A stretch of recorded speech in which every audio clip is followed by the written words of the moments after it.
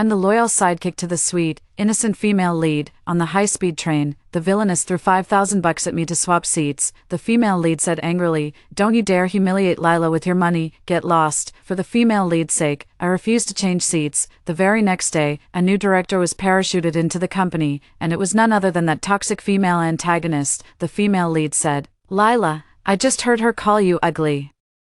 I took it at face value and became her champion, clashing with the director at every turn. Later, when the female lead was in a desperate need for money, she asked me to take out an online loan for 200,000 yuan. When the debt collector called, I asked her to pay me back. The heroine said, "Lila, how could you taint our friendship with money?" She simply vanished, while chasing the debt. I was accidentally hit by a car and killed. When I opened my eyes, I was back on that day on the high-speed train.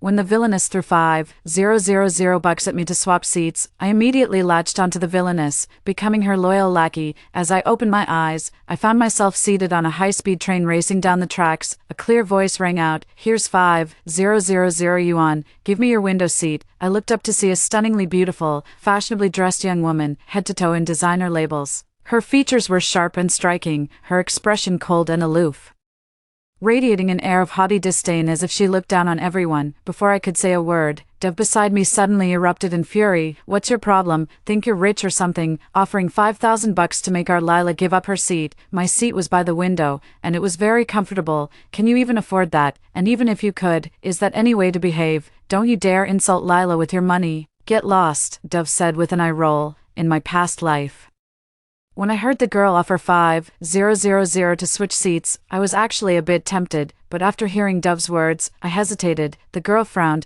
"I wasn't talking to you. Why are you barking? What? How dare you call me a dog? We wouldn't switch seats with you for $10,000. Dove fumed. "Lila, let's just ignore this person." In my past life, the girl's arrogant attitude and Dove's look of grievance made me decide instantly to refuse her. In this life, I immediately stood up, offered a polite smile, and respectfully invited, "I'll switch seats with you right away." Dev was dumbfounded. "Lila, how could you agree to switch with her?" I gave her a cool glance. "Why not? They're offering $5,000. Dev's face flushed red. "You'd embarrass a friend for $5,000? I raised an eyebrow. "First of all, they were just asking if I'd swap seats for $5,000. You're the one who barged in and told them to get lost without any right to. If you're embarrassed, you brought it on yourself. Secondly, you made a decision for me without even asking, costing me $5,000. Is that how a friend acts?" Dev opened her mouth, but had no retort. Seeing her stunned expression gave me a deep sense of vindication. I picked up my bag and walked away. After being reborn, sitting next to Dev made me incredibly uncomfortable. The young mistress smiled, shot a smug glance at Dev, and said to me, "You're more sensible than some people. Show me your QR code." With an air of superiority, she took out her phone and transferred 5,000 yuan to me under Dove's astonished gaze. "Thank you, miss," I replied with a smile, not minding her haughty attitude in the slightest. $5,000, for a poor devil like me, that's a fortune. Who cares about a bad attitude? Everyone around, including Dove, wore expressions of envy, jealousy, and resentment. Someone muttered, "They're really giving out $5,000. Dove bit her lip and declared loudly, "So what if it's $5,000? Are any of us that desperate for money?" Look at her attitude. Anyone with a shred of self-respect wouldn't trade places with her. The others chimed in, "Exactly, selling your dignity for a bit of cash." Dove puffed out her chest, putting on an air of someone who couldn't be bought. Someone else muttered under their breath, "For $5,000 to swap seats, I'd call him grandma in a heartbeat." Too bad that chance isn't coming my way. I couldn't be bothered with Dove. I walked over and sat down in the young Mrs. original seat. Out of the corner of my eye, caught a flash of pure envy on Dove's face, and I couldn't help but let out a cold sneer. It wasn't until after I died that I understood. Dove's tough, kind exterior was just a facade. Deep down, she was petty and couldn't stand to see anyone doing better than her. If the young lady had asked her to switch seats, she would have agreed in a heartbeat, but the young lady asked me instead, and offered $5,000 for the swap. Our combined monthly salary is only 8,000 yuan. She's just jealous. That's why she's causing a scene. I was completely off guard. Seeing her wronged, I actually turned down the 5,000. I must have been out of my mind. After getting off at the high-speed rail station, I went my separate way from Dove and didn't accompany her home. From now on, I'm cutting all ties with Dove for good.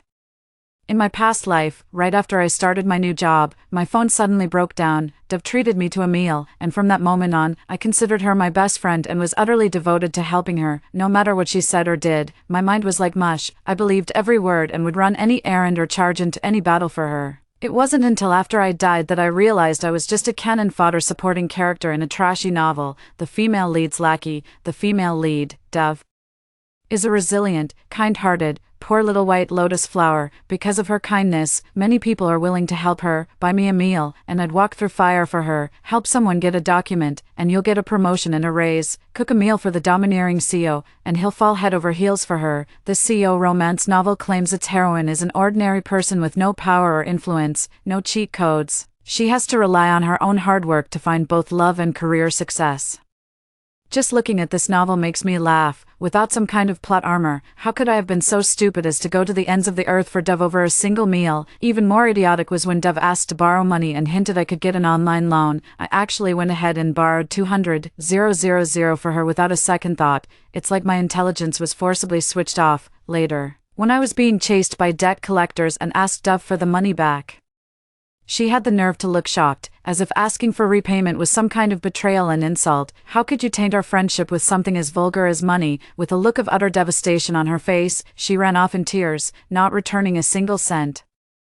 Meanwhile, I was hounded by debt collectors, forced to flee from place to place, until I finally met my end under the wheels of a car. Fortunately, I was reborn and awakened. Women like Dove, with all their hypocrisy, make me sick. The next day at work, a colleague whispered to me, "Did you hear? Some new hire parachuted in to be the director of our admin department." I was stunned. Seriously, my colleague gave a firm nod. After the chat, I returned to my desk and studied Dove's expression from across the way. Her face was grim, and she had no focus for work whatsoever. Yet, when a colleague came over to console her, she put on a sweet smile and said, "It's really okay. I'm fine. I'll do my job well no matter who becomes the director. Besides, the company never actually promised me the position, did they, in my past life?" Hearing this made me think she was so kind and pitiful, unfairly edged out by someone with connections.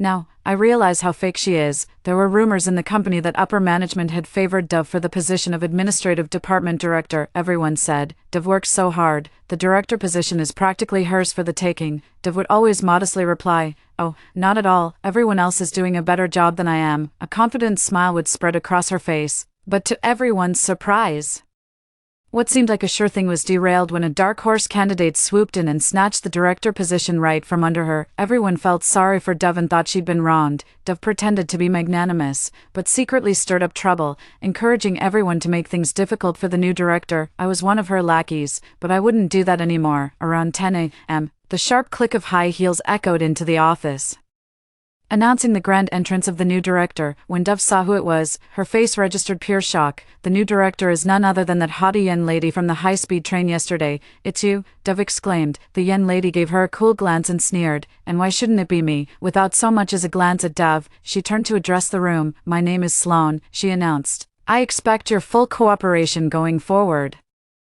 Her tone was imperious and condescending. After the yen miss delivered her speech and clicked her heels into the office, a murmur rippled through the group. "Who does she think she is?" The sheer audacity. Dove bit her lip, her eyes reddening, looking utterly mortified. "What's wrong, Dove?" the others quickly asked. Dove said, "On the high-speed train yesterday, Sloane called me a dog." "What? How could she be so vicious and mean? That's just too much." The colleagues were outraged, all pointing fingers at Sloane. I saw Dove playing the innocent victim again, getting others to do her dirty work. I raised an eyebrow, walked over, and said, "We shouldn't jump to conclusions without knowing the full story." Someone else asked, "Wait, do you know what really happened?" Dove's expression shifted slightly. "Lila, I was telling the truth." "Right, you were telling the truth," I nodded, "but you left out the part where you started it. You told her to get lost first.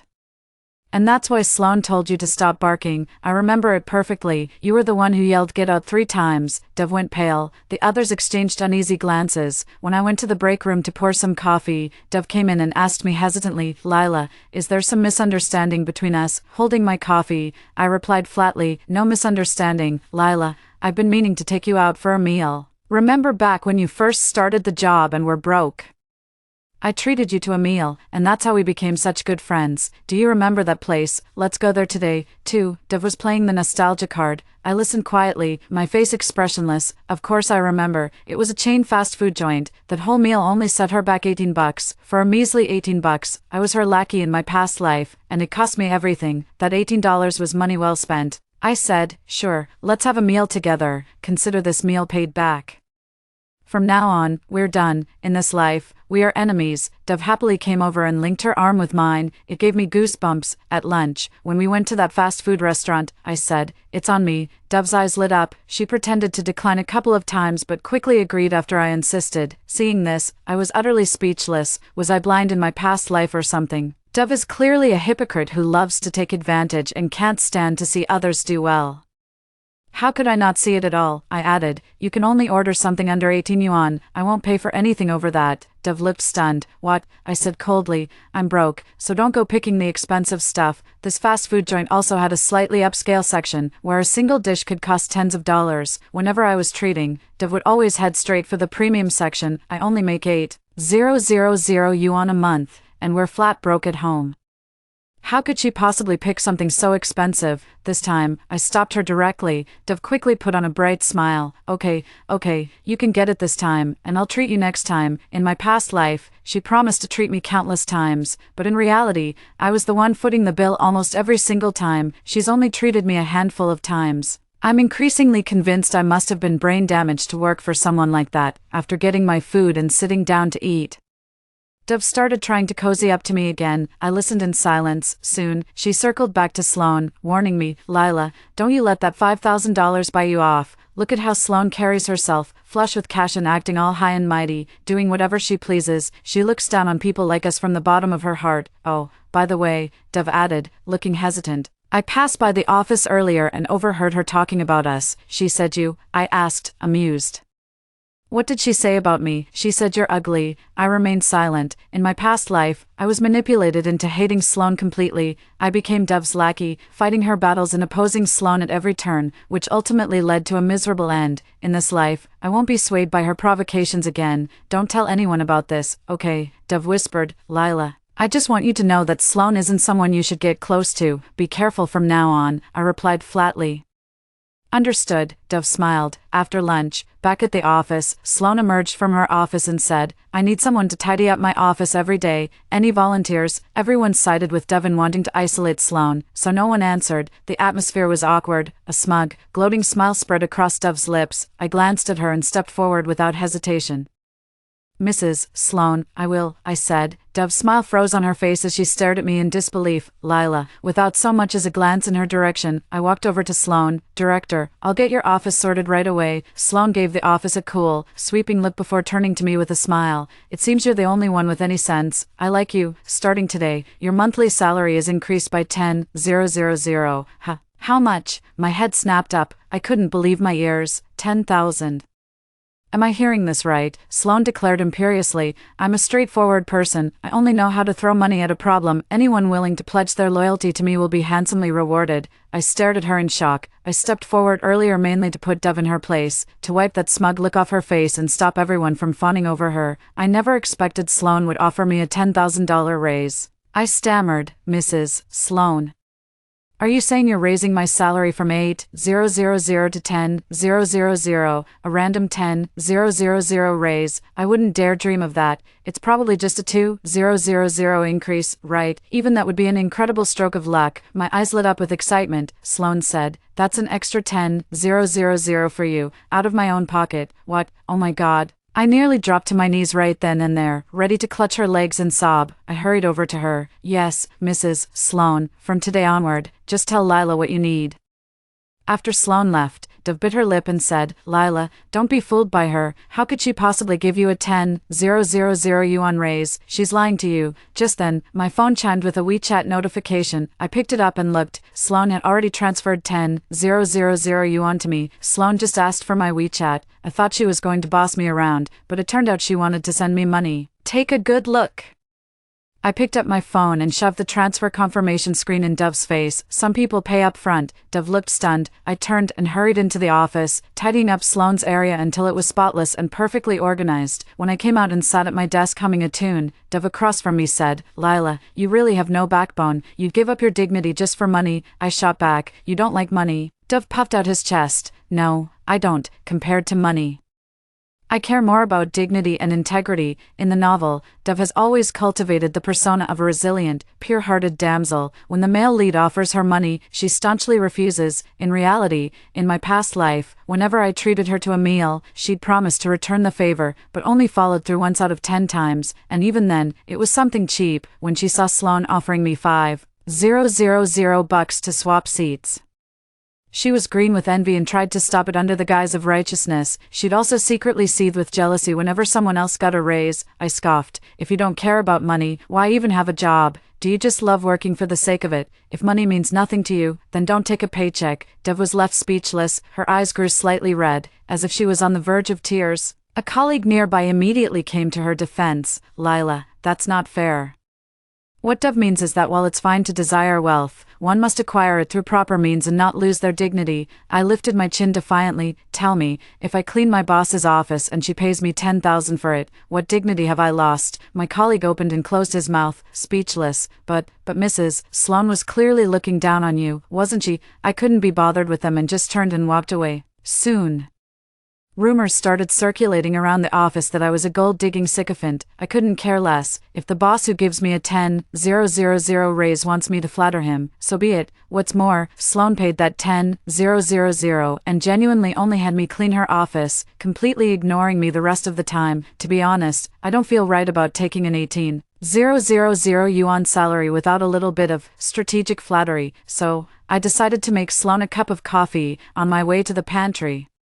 I passed by a cubicle and saw Dove huddled with a few colleagues, their murmured conversation drifting over. "Don't worry, Dove, none of us are going to listen to her. Let's see how she gets any work done." The head of administration position should have been Dove's all along. How does she, with her connections, get to just waltz right into the job? "All right, that's enough. You shouldn't talk like that. It won't look good if someone hears you." Dove's voice was gentle, tinged with a hint of grievance. I couldn't be bothered with her insincere act. I walked into the pantry and briskly started making a cup of coffee. Someone suddenly raised their voice. "Well, some people will sell out their colleagues and become someone else's lapdog, all for money." They said it loudly, making sure I could hear. I remained unfazed. I didn't come out until the coffee was ready, and then I said calmly, "I haven't betrayed anyone, I just did what I had to do." A colleague retorted, "You didn't betray Dove. Dove helped you so much, was so good to you. She was supposed to be the director, and now her position has been taken. Yet, the first thing you did was betray her and side with that woman. Lila, I really looked down on you." I looked at them, a bit taken aback. "In your eyes, Dove has helped me a lot and been very good to me." Dove bit her lip, her eyes slightly reddening as if my retort had wounded her. The others immediately chimed in. "Isn't that the case?" I let out a derisive snort and asked, "You say Dove has helped me a lot and been good to me. Where's the proof? What exactly has she ever done for me? Remember that time Dove took you out to eat because you hadn't finished your work, and then he fixed the spreadsheet for you? And what about the last presentation when your slides weren't ready, and Dove handed you his at the last minute? Have you forgotten all that?" I turned to look at Dove. "So you've been telling people you were the one who fixed my spreadsheet, and that you gave me those slides?" A flicker of panic crossed Dove's face. The others chimed in. "Well, isn't that what happened?" I let out a cold laugh. "Then I'll have to tell the truth. For the past 2 years since I joined the company, she's been passing her work to me. I've even had to work weekends to finish her reports for her, and now, in her version, she's the one who's been helping me with reports. And that presentation PPT, I was the one who made it. Dove didn't do hers properly, so I gave her mine. Later, it seems someone else made a better one for her, so she didn't need mine anymore, and I asked for it back. How on earth did that get twisted into her helping me with the PPT?" The crowd looked shocked. Someone turned to Dove and asked, "Dove, is what she's saying true?" Dove looked flustered. Suddenly, she turned to me with a wounded expression. "Lila, what's been going on with you lately? Why are you targeting me at every turn?" The moment she played the victim, the others started relentlessly blaming me. "There's no evidence left regarding the reports and the PowerPoint, so there's no way to pursue the matter now." After Dove denied it, the others were even more outraged. I was utterly disgusted and said coldly, "Fine, I'm done with her." Let's not talk about it anymore, but as for Supervisor Sloan, you all need to think carefully. Even if you help Dove, she's not going to give you a raise, but Supervisor Sloan is different. If you do things for her and she's pleased, she'll give you a pay bump. Don't believe me? Go ahead and try. At the mention of profit, a few colleagues' expressions shifted oddly. Dove saw it all, and the look she gave me was full of venom. I smiled slowly. So what if she's the female lead?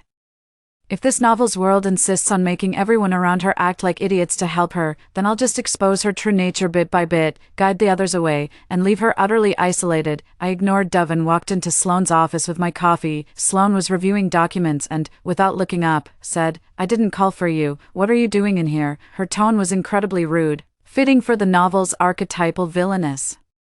To highlight the female lead's pitiable and endearing qualities, the novel portrayed Sloane as utterly outrageous. She was a wealthy heiress, yet she insisted on stooping to repeatedly antagonize the resilient, impoverished heroine. In the end, she went bankrupt, was disfigured, and met a tragic fate. Furthermore, her character was written to be utterly detestable. She always looked down her nose at everyone, spoke and acted with constant condescension, and managed to be irritating within just a couple of sentences. In my past life, that's exactly why I despised her, but now I've realized that although her words are cutting, she actually puts her money where her mouth is. I'd rather be this villainous lackey than the sidekick to that hypocritical, innocent-looking female lead. Here's your coffee, Warden Sloane, too. I placed the coffee on the desk beside her. Sloane looked puzzled. I didn't ask for coffee, I said with a smile.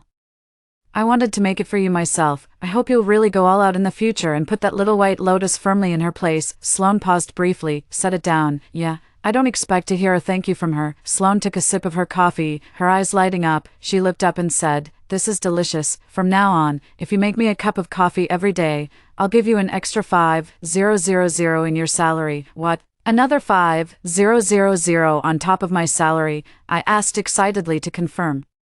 Mrs. Sloane, is that per month? Of course. Wow, miss, I absolutely love it when you throw money around. You can be as harsh with your words as you like, as long as you're paying. Coming out of the office, I told the people around me, Mrs. Sloane just gave me a $5,000 raise. Really? I showed them the bank transfer confirmation. When the others heard I got a raise just for making coffee for Sloane, they were all green with envy, and many were finally tempted.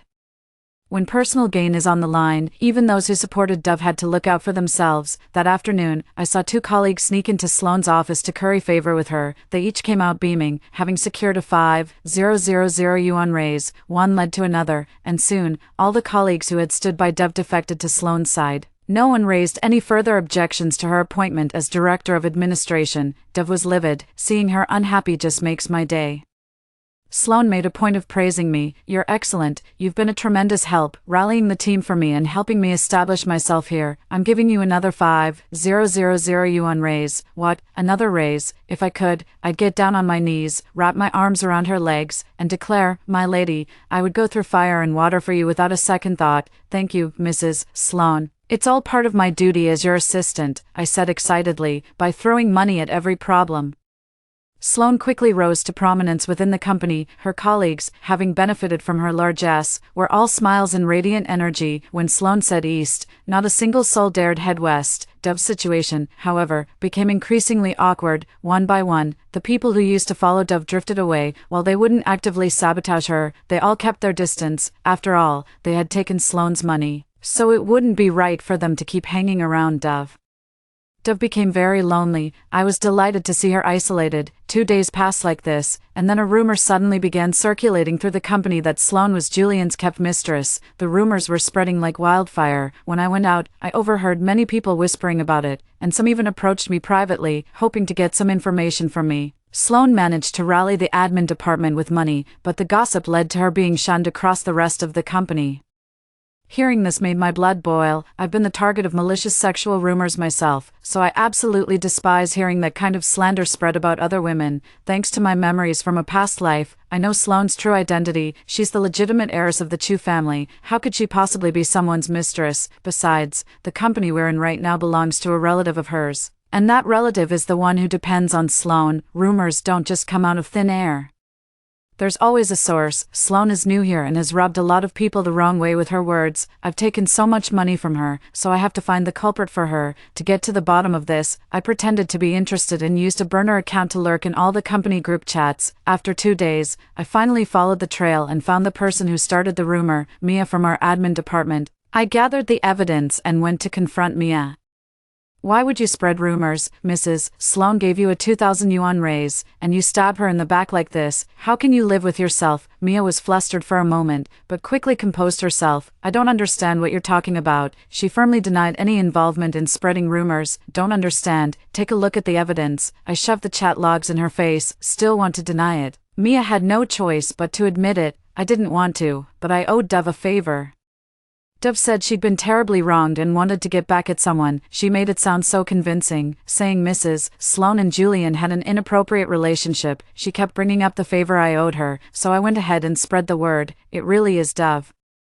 I sneered. I've been waiting to catch you out. Now this chance has fallen right into my lap. You're going down, I reassured Mia. Keep this quiet for now. I won't tell Mrs. Sloane just yet, and you need to stop spreading those rumors. I have my own plans. Mia let out a sigh of relief and promised she would have absolutely nothing more to do with Dove. Now that I had identified the mastermind, I kept a close watch on Dove's movements, waiting for her to slip up. Sure enough, once Mia stopped spreading the gossip, the rumors gradually died down, and Dove couldn't sit still any longer. That day, I saw her walk up to a colleague and whisper something furtively. The colleague immediately wore a look of shocked, gossipy intrigue, and then the two of them walked out together. I quietly followed them to a corner in the hallway. I saw Sloane and Julian coming out of a hotel. There's definitely something going on between them. Really? Of course, let me tell you.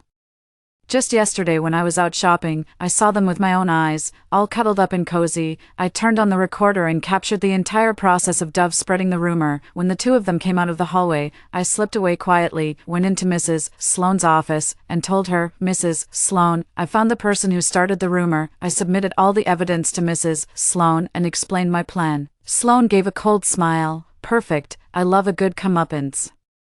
That Dove needs to be taken down a peg, or he'll get too big for his boots. With everything in place, the next day I made a big, public show of confronting Mia. Why did you start that nasty rumor about Mrs. Sloane? Mia denied it at first. It wasn't me, don't talk nonsense. It was you. We pretended to have a heated argument. Then I pulled out the chat logs and told her I had proof. Mia's face fell. Our argument escalated, and every colleague in the admin department was all ears.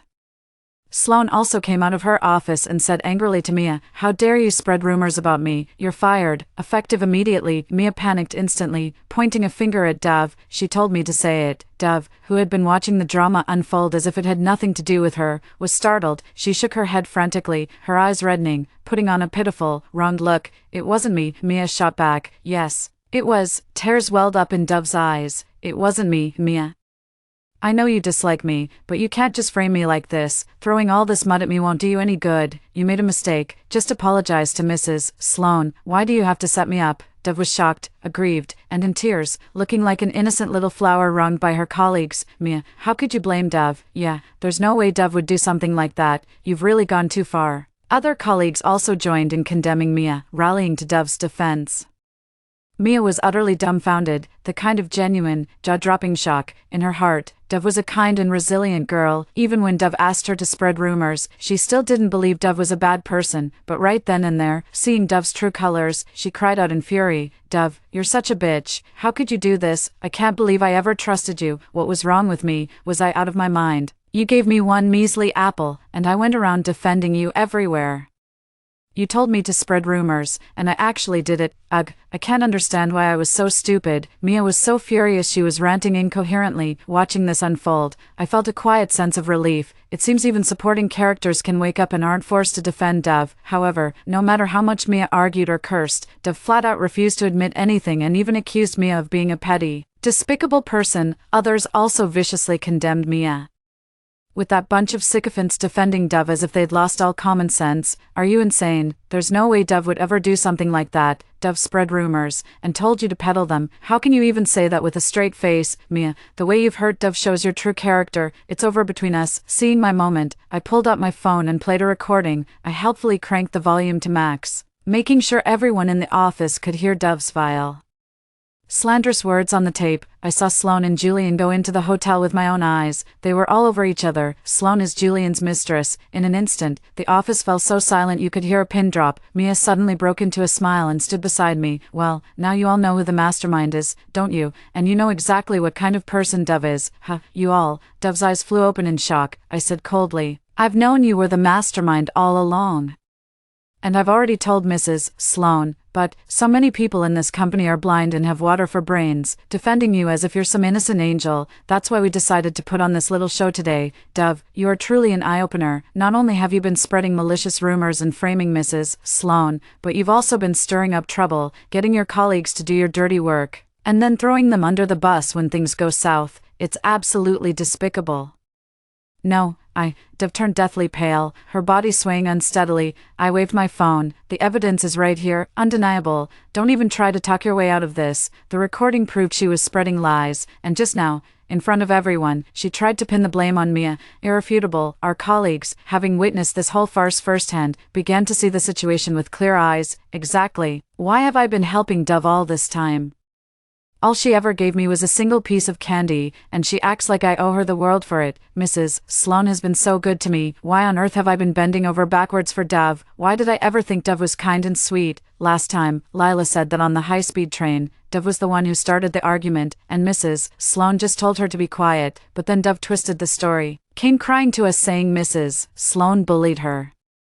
Any sensible person would have questioned her character. Why did I just blindly believe her version? And then there's Dove claiming she helps Lila with reports and presentations. The truth is, I've seen with my own eyes that it's Lila who's constantly covering for Dove's work. I don't know why, but my brain must have been addled. I ignored Lila and still chose to believe Dove. My colleagues chimed in one after another, pointing out numerous flaws and inconsistencies. Seeing them like this filled me with relief. It meant they had all awakened and would no longer be controlled by the novel's plot to serve as Dove's pawns. Dove is about to be abandoned by all. Dove knew the game was up. He opened his mouth to speak, but no words came out. She was swaying unsteadily on her feet. Sloane strode up to her and slapped her hard across the face. Get out, you're fired. Effective immediately. Dove bit her lip, tears streaming down her cheeks. In the past, someone would have rushed to comfort her and defend her, but now everyone just watched coldly, treating her as a joke. Just as I thought Dove was about to be thrown out, a man strode in from outside, his voice sharp and cold. What's going on here? Why are you picking on Dove? Dove, as if grasping a lifeline, wiped her tears and cried out happily, Asher, Asher. A shiver ran down my spine. Sis, what era is this? Still calling him brother at the office. I turned my head to look at the man. Here he comes, he's here. The male lead makes his dazzling entrance at the critical moment, coming to the heroine's rescue. Are you okay? I'm fine. The male and female leads gazed into each other's eyes with deep affection, the air thick with romantic tension. The male lead is named Asher. He's the archetypal domineering CEO protagonist of the novel, handsome, elegant, and possessing all the qualities of a leading man. The only pity is that he's blind to what's right in front of him. The most off-putting part of this novel is how it forces the plot to make the male lead, a ridiculously wealthy heir, fall for the female lead. The author bankrupts him on purpose, stripping him of his fortune so he can briefly share a cheap rental with the female lead, Dove, to build their connection. But once he's broke, he's apparently no longer worthy of being the male lead, so he quickly regains his wealth and status, leaves Dove, only to reunite with her later at the company. The second cringeworthy aspect of the novel is the introduction of a scheming female rival, Sloane, solely to create artificial obstacles between the main couple. She's the quintessential spoiled heiress, born into extreme wealth. She sets her sights on the male lead, pursues him relentlessly, and is determined to marry him and no one else. Taking advantage of the male lead's family's financial hardship, she used her money to force him into an engagement, which is why Sloane is his fiancé. It's precisely because of a vile character like Sloane and her status as the fiancé that this dreadful novel managed to drag on for a torturous 1,000,000 words. But if you analyze the plot rationally and objectively, the male lead is clearly a gold digger. He lives off the female supporting character, spends her money, secretly cheats with the female lead, and even uses the supporting character's money to fund his affair. Ironically, this novel, riding on the wealthy family trope and its innocent White-Lotus protagonist, became quite popular. Sloane's expression darkened upon seeing Asher show concern for Dove. I suppose she must be jealous. In the novel, Sloane is portrayed as becoming hysterical and utterly vicious over a man, with a lackey like me, an assistant like me around. There's no need for the young mistress to lift a finger. President, you have no idea, this dove has been spreading malicious rumors everywhere and inciting others to target Mrs. Sloane behind her back. My mouth went off like a machine gun, rattling out the whole story in one go. In the novel, I'm the heroine's mouthpiece and henchwoman. I say all the things she can't, and even the things she wants to say but would damage her image. I do all the dirty work and take all the blame, while she just has to be strong and kind, reborn and back. I, the former bootlicker and mouthpiece, have switched sides. Now that I'm cozying up to the villainess, I naturally have to prove my worth. I laid it all out, crystal clear, exposing Dove's despicable nature in vivid detail. And then I brought Mia in to back me up. Having been backstabbed by Dove, Mia was desperate to prove her hypocrisy, and others soon chimed in, airing all of Dove's disgusting deeds. Asher, who had been acting all protective of Dove, was left utterly speechless, frozen in place upon realizing she was the real mastermind behind it all. 3. President, surely you wouldn't be so unreasonable as to shield such a vile and deceitful woman. Asher instinctively denied it. You're lying. Dove isn't that kind of person. I immediately produced the evidence, thrusting the recording right in his face. President, would you care to listen to the whole thing again, and then tell everyone that the voice in it isn't Dove's? The air grew heavy and still. Sloane's complexion improved slightly. Asher hesitated for a moment, then said, Julian and Sloane are relatives. It's perfectly normal for them to go to the same hotel. Dove saw them and got the wrong idea. So what's the big deal if I said a few words, So what if I said a few words? I was stunned, speechless, and so was everyone else. With all the evidence right in front of him, the male lead still defends Dove. Now that's what I call true love. I couldn't help but turn to look at Sloane. I couldn't tell what she was thinking. Her face was dark and stormy, yet she didn't lose her temper. All right then, Dove misspoke and should be punished, but she shouldn't be fired. Let's dock her a month's salary instead, Asher said.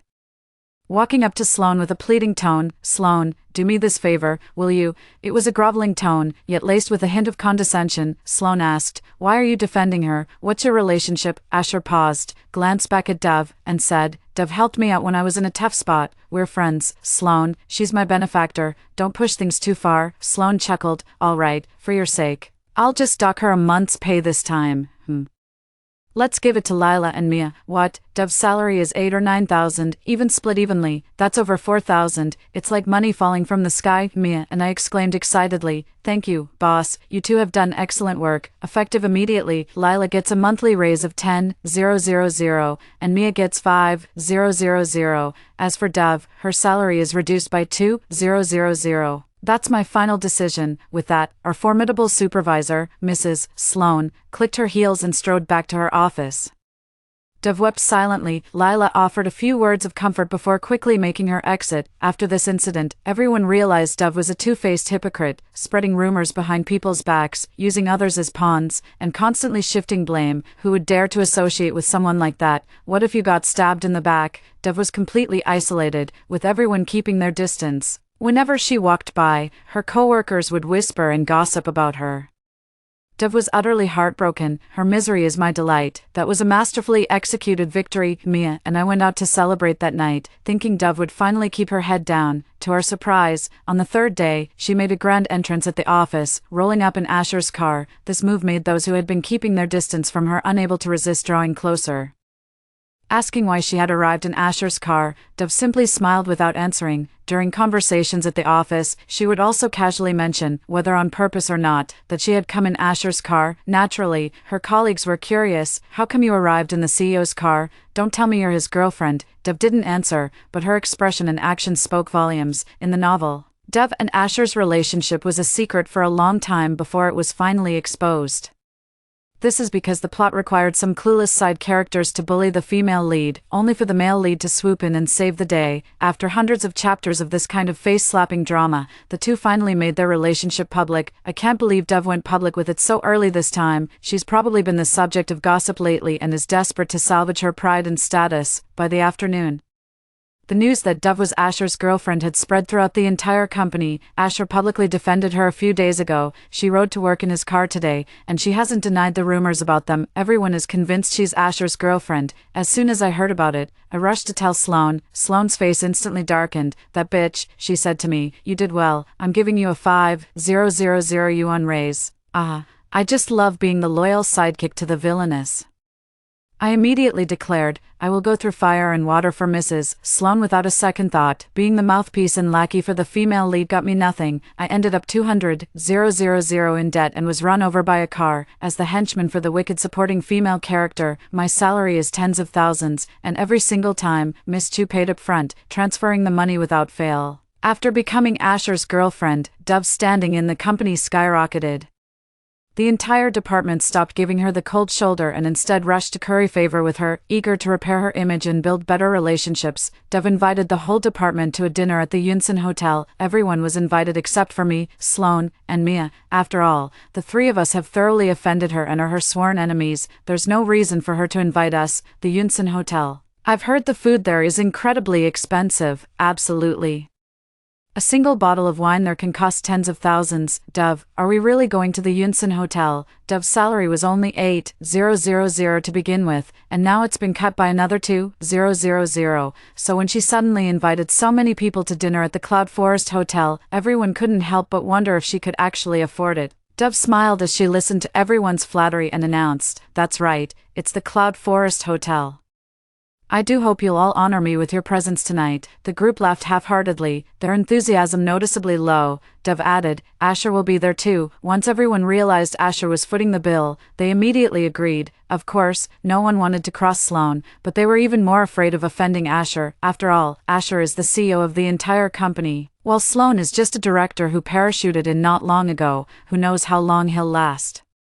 It's not worth angering the CEO over a director, is it? Besides, it's just a dinner. A lot of people are going to the hotel tonight to show their support. When Sloane found out, she declared with a wave of her hand, we're going too. I hesitated. Is that really okay? We weren't invited. Sloane shot me a look. I have a private room I always book. Thank you, Mrs. Sloane. I wouldn't dream of refusing. I immediately started buttering her up. Right, who is Sloane?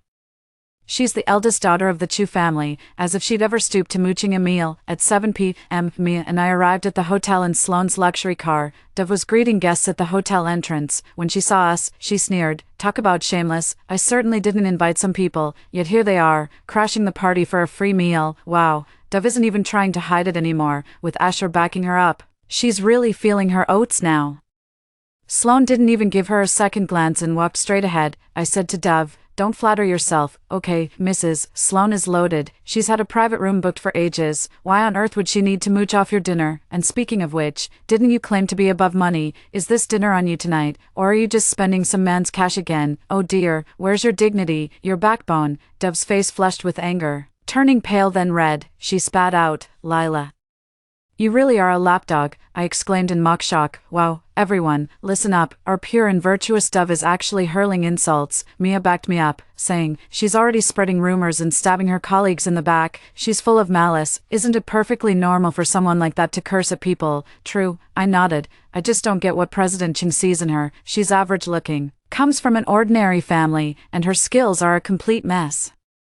The only decent quality she seemed to have, being kind, turned out to be fake. Even if the president had a momentary lapse in judgment, surely his family wouldn't be foolish enough to let a woman like her marry into their wealthy family, right? The others wore thoughtful expressions. Mia, who utterly despised Dove, exclaimed loudly, well, someone like the president has seen plenty of virtuous, kind-hearted women. Maybe he just wants to change things up for a bit, try out a nasty, vile woman for a taste. He might just toss her aside after a few days anyway. Dove's face turned deathly pale, a flicker of panic flashing in her eyes. Defeated, she quickly made her exit. I scoffed lightly. How dare you provoke me? You should know your place. Mia also rolled her eyes dramatically. Pfft, trying to use her boyfriend to humiliate us. I don't believe the CEO would actually fire me for her. I scurried over to Sloane, eager for praise. Mrs. Sloane, how did we do? A smile played on Sloane's lips. Not bad. I'm feeling quite refreshed. Upon reaching the private room, the hotel manager, having heard of Sloane's arrival, hurried over to attend to her. Miss Sloane, to what do we owe this immense honor? Your presence truly lights up our humble establishment. After ordering, Sloane tossed the menu to us. Order whatever you like. Mia and I exchanged a look, our eyes widening at the prices on the menu. Sloane turned to the director and said, oh, and cancel my supplementary card. From now on, no one's expenses are to be charged to my account, especially Asher's. Every penny he spends is his own business. The director was taken aback for a moment but asked no questions. Yes, Miss Sloane, he replied. Mia and I were stunned and began whispering to each other. Did you hear what Mrs. Sloane just said? I did, she said. Asher can't put his tabs on her account anymore. Don't tell me the CEO used to have his meals charged to her. It's entirely possible. Our Mrs. Sloan is someone whose word is law, but why would Asher's meals be charged to Mrs. Sloan's account in the first place? I'm genuinely shocked. I knew the male lead was a freeloader, but I never imagined he'd stoop this low. How on earth did someone like him land the male lead role? The dishes arrived one after another, and Mia and I dug in with gusto, wolfing everything down. Once we were full and satisfied, we left the private room to find a noisy crowd packed into the main hall. It was Dove and her crew. Asher was among them, looking rather disheveled. Are you sure this card is frozen? He kept pressing the manager. There's clearly $500,000 in there, the manager said. I'm sorry, Mr. Chang, but Ms. Chu has indeed suspended the card. Asher turned and, seeing Sloan leading us out, immediately rushed up to her. Sloan, how could you freeze my card? I couldn't believe the sheer audacity of his righteous indignation. I've never seen a man be so shamelessly proud of being a freeloader. Sloan sneered. Your card? That's clearly my card, Asher snapped. Why on earth would you freeze it? Sloan, well, you used my card to prop up that bitch. The same one who spread disgusting rumors about me and went around claiming to be your girlfriend, and you, as my fiancé, did nothing. You let those lies spread, and now you even have the nerve to show up tonight to support her. Asher, I'm honestly baffled. What on earth did I ever see in a piece of trash like you? Seriously, I've been so upset these past few days, I just can't wrap my head around it. What did I ever see in you? What exactly was so appealing? You're average looking at best, and your character is a complete mess. Was I out of my mind? How could I have ever chosen someone like you to be my fiancé?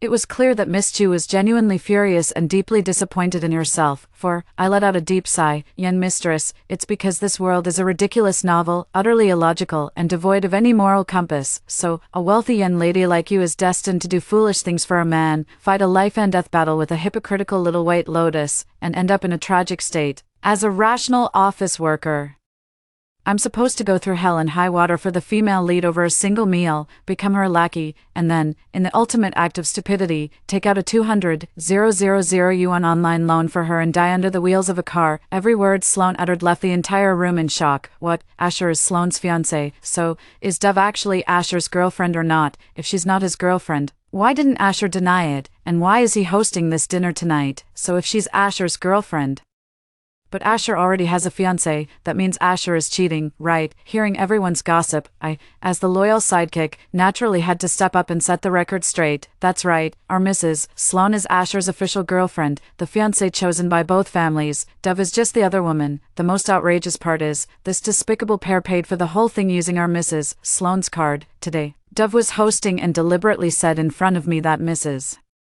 Sloan wasn't invited, just to humiliate her, and then it turns out they had to use Mrs. Sloan's card to pay for it all. It's so absurd and disgusting. You wouldn't even read something this twisted in a novel. Sloan's gaze held nothing but admiration for me. Bolstered by this encouragement, I straightened my back and rattled off a litany of Dove's misdeeds, leaving everyone in the hotel utterly astonished. Asher panicked on the spot, not wanting to lose face. He quickly said to Sloan, "No. It's not what you think between me and Dove." Sloan let out a cold laugh. Then why don't you tell everyone clearly, are you and this bitch a couple or not? Asher's face flushed with a mix of anger and humiliation. We're just friends, he muttered, his voice tight with frustration. Dove looked at him, stunned. Asher couldn't bring himself to meet her gaze. Sloan held out her hand. Give me the supplementary card. Asher quickly handed her the card. The bill is 150,000. Sloan tossed the supplementary card at me carelessly. I'd rather give this card to a dog than let you use it. Pay your own bill. Holding the card, I felt a bit awkward. Did she just call me a dog? Sloan paused, then said to me, the money in here is for you to use. What I said earlier wasn't aimed at you. It was just a figure of speech. She offered a clumsy explanation, but stopped short of an apology. Then, awkwardly, she added, there's another 500,000 in the card. Consider it compensation. What? $500,000 in compensation? Who needs an apology for $500,000? I was so excited I blurted out, don't worry, miss, give me 500K, and you can call me a dog every day. I'd be happy to take it. The others looked on with faces full of envy and resentment. Sloan led us away without a second glance. 9. Over the next few days, Asher relentlessly pursued Sloan, showering her with flowers and gifts, trying every trick in the book to win her over. But Sloane remained unmoved. No one knows how they work things out, but somehow, everything settled down. Once they settled down, Dove was in for a rough time. She was once again mocked and ostracized by the entire company. Everyone knew she was the other woman. Dove resigned shortly after. She couldn't bear to stay at the company any longer. This time, Asher didn't try to stop her, and she slunk away amidst a chorus of scorn. Dove got what he deserved. The female lead is out of the picture. Maybe the plot will change now. My mood has improved tremendously. Over the weekend, I went shopping. The young mistress has been very generous with me lately, so I decided to treat myself to a luxury handbag. I was just browsing the bags when Dove's snide voice came from behind me. Well, if it isn't Sloane's little lapdog. I turned around. Dove was chatting and laughing with two other girls, sharing the story of Sloane calling me a dog as a joke. They all stared at me in shock, their eyes filled with contempt. That's right, she called me a dog, I said, but she gave me 500,000 as compensation. If you're willing to give me 500,000, you can call me a dog every single day. The two girls were stunned. 500,000. Dove spat out in disgust. Selling your dignity for money? I look down on you. I crossed my arms. Oh, look who's talking. Someone who's a homewrecker, spreads nasty rumors behind people's backs, and sponges off a man to pay for everything. Oh, and by the way, that man was using another woman's money all along. How dare you? And now you have the nerve to lecture me about dignity. Dove, you shameless mistress. How can you even say that? Every word I said hit a nerve. Dove was absolutely livid.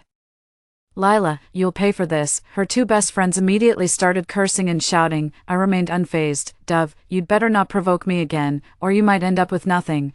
Don't you worry about me, Dove said. I'm just here to buy a bag today. Who knew I'd run into a bitch like you? I was a bit curious. Dove's whole persona was that of a poor, delicate flower. She had no money to speak of. How could she possibly afford luxury goods? Where did you get that money? I asked. I know exactly what your situation is. Dove's expression changed. Her lackey immediately jumped to her defense. What's it to you? So Dove's family isn't well off, but her boyfriend is loaded. He's a CEO who drives a luxury car. Boyfriend. I raised an eyebrow. So, who's this boyfriend of yours? Asher. Dove was flustered for a second. None of your business. And no, it's not him. I wasn't about to let this go. A luxury car. What kind? Don't tell me you're calling some beat-up old thing a luxury car, her friend chimed in. It's a Rolls-Royce. There's only one in the whole city. Dove drove it here today just to take us shopping for bags. A Rolls-Royce? I asked. It's not gold, is it? My best friend said smugly. You got it. All right, that's enough. Dove quickly pulled her friend away to go buy a bag. A gold Rolls-Royce. There's only one in the whole city. Isn't that the male lead's signature ride, Dove? Running into me is your misfortune. You didn't back down. You even provoked me. You're asking for it. Stepping out of the store, I immediately called Sloane to report. Mrs. Sloane, Asher is still seeing Dove. He even let her drive his beloved gold Rolls-Royce. Dove is at the mall right now. Sloane's voice was cold. Fine, I'll be there in 10 minutes. Wait, that soon. I put away my phone and stood guard outside the shop. I needed to keep a close eye on Dove. Roughly 10 minutes later, Sloane came into view, clicking along in her high heels, flanked by two hulking bodyguards. Asher followed behind, his face ashen. Where is he? Sloane demanded. I pointed to the shop next door. With a wave of Sloane's hand, two bodyguards rushed into the shop and dragged Dove out. The commotion drew a crowd from the mall, who gathered around to watch. What do you think you're doing, robbing me in broad daylight? Dove was screaming in a panic. Sloane walked over and slapped her across the face.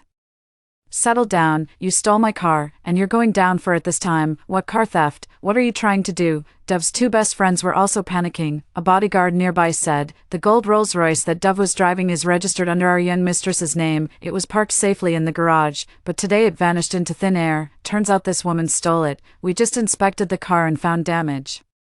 Stealing and damaging a luxury vehicle worth 10 million. She's definitely going to jail. I didn't do it. I'm innocent. Dove screamed hysterically, tears streaming down her face as she stared at Asher in terror. What's going on? You told me this was your car. I just drove it to the mall. Asher didn't know how to respond. He turned to Sloane and said, this is my fault. Dove didn't steal your car. I lent it to her. Sloane slapped him hard across the face. You pathetic bastard. You always find a way to make me despise you even more, to sink to new lows. I lent you that car to help you keep up appearances, to cover up the fact your family went bankrupt, and this is how you repay me, cheating with that homewrecker, letting her spread disgusting rumors about me, using my money to take her out to eat, and lending her my car to drive. Do you remember which pathetic bastard was on his knees in front of me just a few days ago? swearing he was done with Dove and would devote himself to me completely. Which pathetic bastard was that? Asher turned pale from the verbal lashing. The onlookers wore looks of contempt, pulling out their phones to take photos and videos, with some even live streaming the scene. Come quick, check this out. Fresh drama, the wife catching the mistress red-handed, a classic cheating scumbag scene. The scumbag is the absolute worst. He used his wife's money to take the mistress out, lent her the wife's car, and just stood by while the mistress bullied his wife. Many people didn't understand the full story or what led up to this. That's when I, the loyal sidekick, made my entrance. I stood among the gossiping crowd and laid out the whole story with dramatic flair, making sure everyone understood just how despicable that scumbag and that wretched woman were. Oh my god, so that's how it is, just here for the drama. Wait! Wasn't this guy supposed to be the Ching family's golden boy? Turns out he went bankrupt ages ago, and even the car he drives belongs to the Chu family's eldest daughter. 5. Asher desperately covered his face, wanting to leave but unable to move. After the scene at the mall, the whole internet knew about Asher and Dove's despicable behavior. It became known that Asher was a gold digger and Dove was the other woman. Their reputations were utterly ruined, naturally. All their colleagues at the company were aware of everything. It later came out that Asher only got to be the CEO of this company because of his connections to Sloan. He used to treat Sloan horribly, yet Sloan, as if out of her mind, would just take the abuse and still humbly hand over money. That's when I found out that even the house Asher lived in belonged to Sloan. Everything he had was given by her, including an extra $100,000 in monthly allowance. So there he was, living off Sloan, using her things, all while dating Dove and supporting her. Absolutely outrageous. Everything was supposed to follow the novel's plot. Sloan would learn the truth, go mad, yet still foolishly continue to support the two of them. But with my presence as a variable, I not only awakened the surrounding supporting characters, but I also awakened Sloan herself. Sloan became completely disillusioned with Asher. She couldn't fathom why she had ever been infatuated with him, why she had been so desperate for him, fawning over him only to be met with contempt. Asher was stripped of his position and unceremoniously kicked out. Sloan took back everything and presented him with an exorbitant bill, demanding repayment. Asher pleaded on his knees, but she remained unmoved, because Sloan insisted the car was stolen. The reckless Dove was sent to prison as the thief. If she didn't go to prison, it would mean Asher stole the car for her, and Asher would be the one imprisoned. To save himself, Asher had no choice but to abandon her. Dove was utterly shocked, her eyes blazing with fury. Asher told her he would fight her case in court and swore she wouldn't go to prison. It was unclear whether Dove took his words to heart. 11. A few days later, I heard shocking news. Dove had stabbed Asher to death. It turned out that after Dove was detained, Asher had gone to great lengths to bail her out. Back at the rental, Dove, desperate to avoid jail, wanted Asher to confess that he was the one who stole the car and lend it to her. Asher refused. He had been taking a brutal beating from Sloan lately and was in no position to negotiate, so he tried his best to placate Dove, urging her to take the fall first. A fierce argument erupted between them. Dove had nothing left, and after being humiliated time and again, his mental state was extremely fragile. As their argument escalated, Dove, in a fit of rage, grabbed a kitchen knife and stabbed Asher to death. Asher was dead, and Dove was sent to prison. Justice always prevails in the end. Upon hearing the news, I breathed a deep sigh of relief. The male lead is dead. The female lead is sentenced to life in prison. The entire plot of the novel has been completely altered. I will absolutely not let my fate repeat the same mistakes. The next day, Sloan called me into her office and said, "Lila, ever since meeting you, my mind has become much clearer. At first, I was confused. Rationally, I knew I shouldn't have feelings for Asher, but sometimes I just couldn't help myself. Whenever you're around, I can stay calm, view the whole situation objectively, and handle things rationally. Before, when I was Asher's patron, it brought me nothing but trouble. Now, could I offer you the same arrangement I had with him? I just ask that you stay by my side. What? You want to be my sugar daddy mommy? If you're going to be my sugar parent, that means a mansion, a Rolls Royce, a $100K monthly allowance, a black card with no spending limit, and making me the CEO so I can throw my weight around." After just a moment's hesitation, I said with profound gravity, "You know, I've occasionally thought I could probably learn to like women." Sloan shot me a glare. "What are you thinking?" "I just have this constant feeling that something's off about my life and surroundings. You're the only one who helps me stay sane and objective, so I need you by my side until I feel like I'm back in control. Who you date is none of my business. Whether you like women or not doesn't concern me. Just don't like me. Okay, I'm not gay." I let out a sigh of relief and laughed. "Mrs. Sloan, as you wish. Your servant Lila is at your command." Story 2. My sister dropped out of school to work in a factory for some guy. In my past life, that same man made me a billionaire. She tried to follow my path, only to be sold off for a dowry. She never expected we'd have a baby brother this time around. We're too poor to afford schooling for both of you. Let's draw straws to decide. Father clutched 2 wooden sticks in his hand, his face twisted in anguish. Whoever draws the shorter stick gets to stay in school, Irene.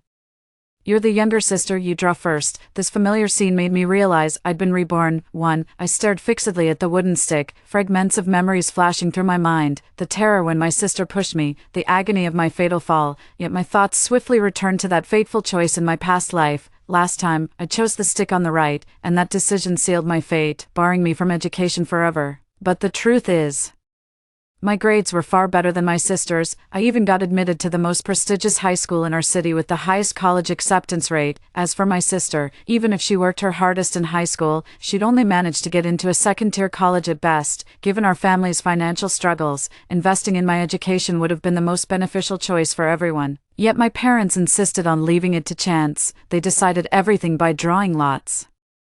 Because my parents always favored my older sister, I've always known this, so I'm just grateful to get this lottery chance. Ever since childhood, they'd buy new clothes for her but never for me. They'd always say her hand-me-downs fit me perfectly, and buying me new clothes would be a waste of money. As the second-born daughter, I've always been on the receiving end of my family's resentment. My sister was their first child, the product of their love, so of course they adored her, and me. Grandma wanted a grandson. They risked fines to have a second child, only to end up with me, another girl. My birth cost the family thousands in lost income overnight. Grandma despised me, and by extension treated Mom like dirt, so after giving birth to me, Mom suffered terribly during her confinement. She couldn't bring herself to resent Grandma or Dad. All her bitterness fell on me. She blames me for all this. Back then, the fine for a second child was a few thousand. While a third child would cost tens of thousands, they couldn't afford to try for a third child just to get a son, so they saw me as standing in the way of their son's arrival, their little curse. Mom wanted to name me Wanyu, meaning the unwanted one. Grandma suggested Wanyo, hoping I'd die young. If I died, their next child would still count as their second, sparing them the hefty fine for a third birth. In the end, Dad changed my name to Irene to avoid becoming the village laughingstock. My sister was named Lola because they wished her a future where all roads would lead to success, smooth sailing all the way. In my past life, right after middle school exams, I followed villagers to work in a garment factory. At 15, most proper factories wouldn't hire me, and the pay was pitifully low. Shifts often meant overnight work, pulling at least 12-hour days. I had to send over half my monthly wages back home for my sister's education when I first arrived at the factory. I couldn't even afford a blanket. My parents only gave me travel money, nothing else. Luckily, the southern summer heat made it barely tolerable until payday. My life only began to improve after I got together with the factory director's son. Later, riding the wave of e-commerce, the factory made tens of millions, and I suddenly became a wealthy housewife, although my sister eventually got into a second-tier college. As living standards rose, college graduates became a dime a dozen. The moment my sister got into college marked the pinnacle of her life. Up to that point, only after graduation did she realize how tough the job market was, and the pay wasn't great either. Later, my sister married her college boyfriend, and they both worked in his small hometown, earning just over $5,000 a month combined. As they say, when poverty comes in the door, love flies out the window. Their conflicts kept growing. Meanwhile, I'd always return home in a luxury car, loaded with fancy gifts. My sister's mind became increasingly warped. After discovering her husband's infidelity, she finally snapped, blaming me for everything. Her face was contorted with rage when she pushed me over the edge. "How dare you be so wealthy? You never even went to school. What right do you have to live better than me? Die." In my panic, I grabbed her and pulled her down with me, sending us both tumbling off the cliff. My thoughts snapped back as I fixed my gaze on the wooden stick to the left. In my past life, I chose the right stick and missed my chance at education. This time, I'm picking the left one. This time, I'll definitely be the one who gets to go to school. Suppressing my excitement, I swiftly grabbed the left stick with trembling hands. "Dad, my stick is shorter." Before I could finish, Dad opened his palm. Yet the outcome took me by surprise once more.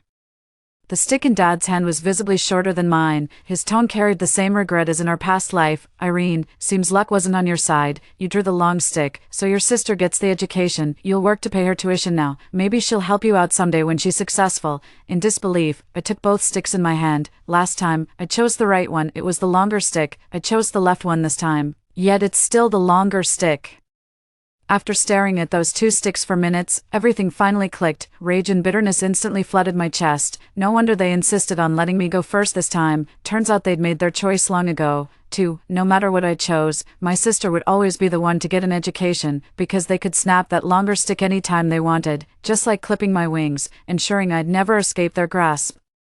Their hypocritical fabrication of an equal choice forced me to swallow my grievances and work to put my sister through school. They drained me dry while mocking my misfortune. No matter how hard life was before, I never resented my parents for not having money to educate me, because this was the hand I was dealt. I never blamed my bad luck, I just gave it my all. But now, I saw Mom visibly relax the moment Dad announced the result. They exchanged knowing smiles, eyes gleaming with smug satisfaction. I was just too young in my past life to see through it all. Suddenly nothing seemed to matter anymore. Fine, no education then. With my past life's experience, making money this time will be a breeze. Before I could even agree to accept this, my sister rushed in like mad to stop it. No, let Irene go to school, I'll be the one working. Her sister's eyes sparkled with unrestrained joy and excitement. She clung desperately to their father's arm, nearly tearing his sleeve. Nonsense.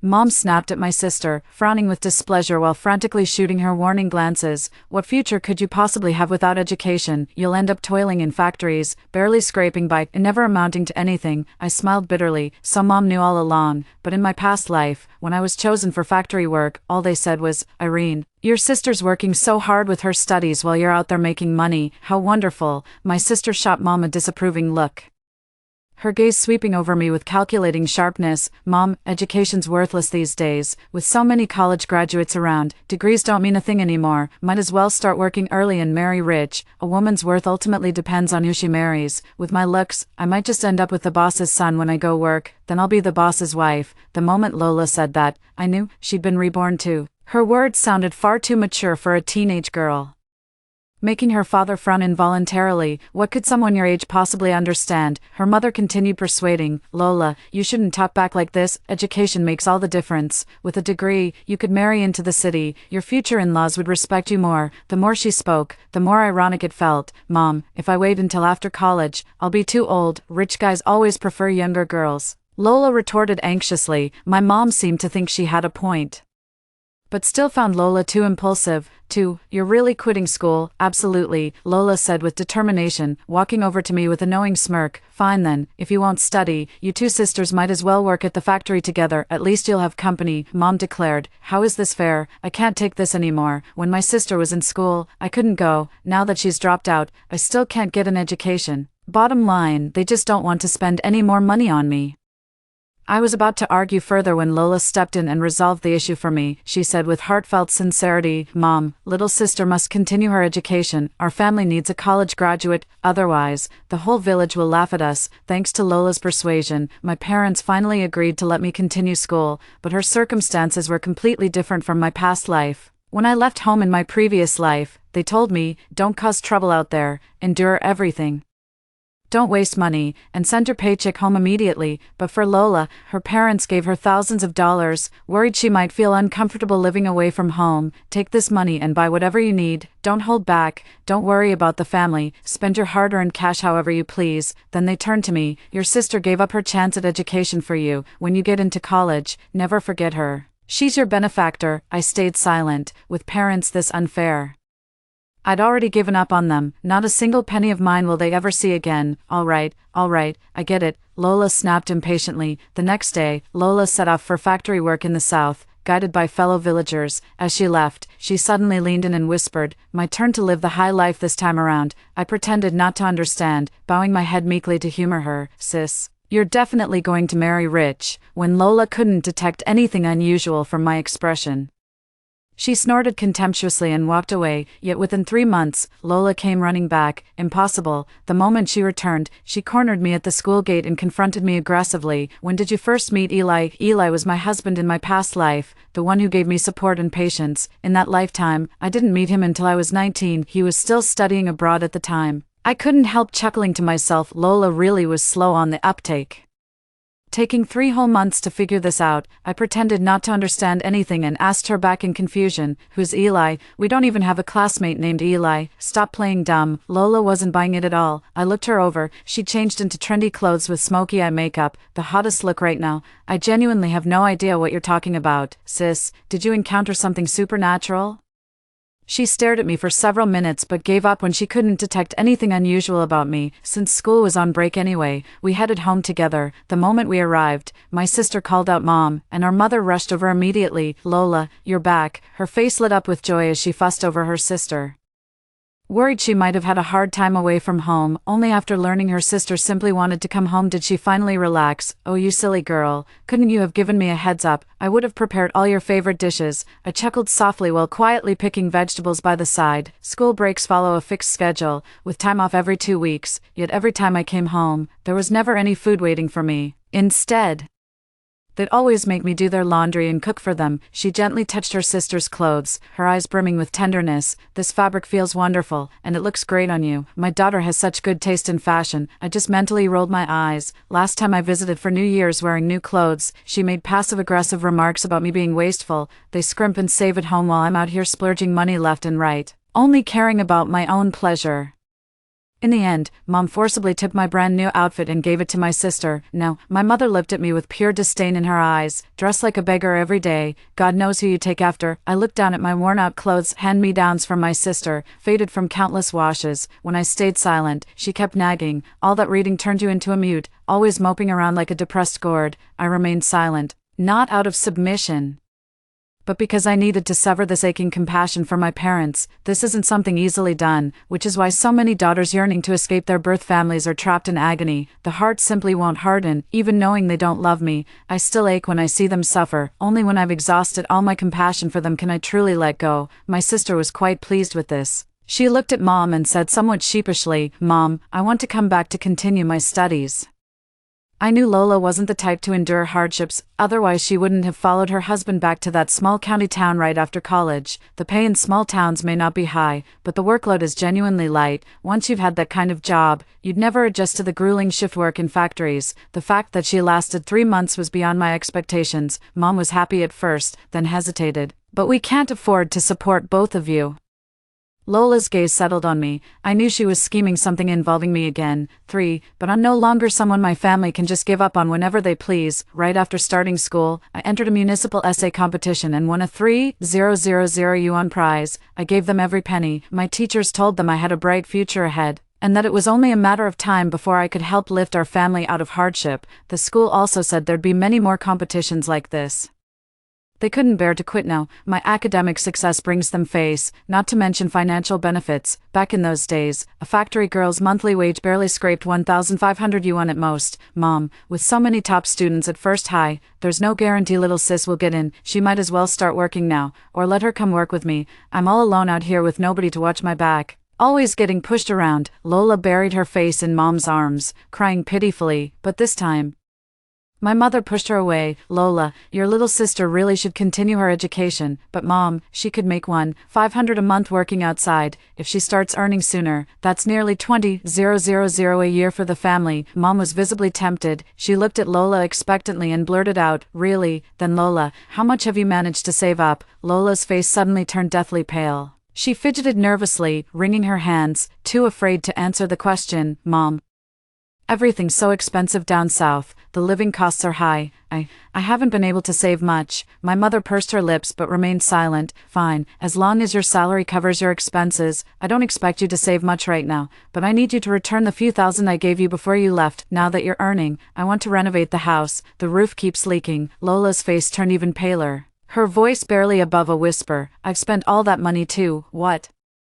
My mother's voice turned shrill and piercing as she shot up from her chair, staring at Lola in disbelief. "With a monthly salary of 1,500, that's 4,500 in 3 months, right before you left. Your father and I gave you nearly 5,000, and in just 3 months, you've blown through all that money." I could see her hands trembling. Lola hung her head low, enduring her mother's scolding without a word. "That was nearly 10,000 yuan, and you spent every last cent. Mom, You have no idea how expensive it is out there. I'm completely new to the place and don't know my way around. That's exactly why I need my sister to come with me. Now that I've gotten familiar with everything, we'll be able to save a good chunk of our paychecks." My mother let out a sigh. "Lola, Irene's doing really well in school. She's already earned the family $3,000 just from her studies. If she keeps it up, she'll make even more in the future. If you're serious about continuing your education, wait till next year. You've already fallen behind this semester, but by next year you'll have saved up some money and our financial situation will be better. It'll be the perfect time to go back to school then." My mother still hoped Lola would continue her education, reminding her not to neglect her textbooks even while working. In the end, Lola had to go back to working at the factory. That's just how it is. She made her choice. When she left home again, she shot me a glare full of resentment.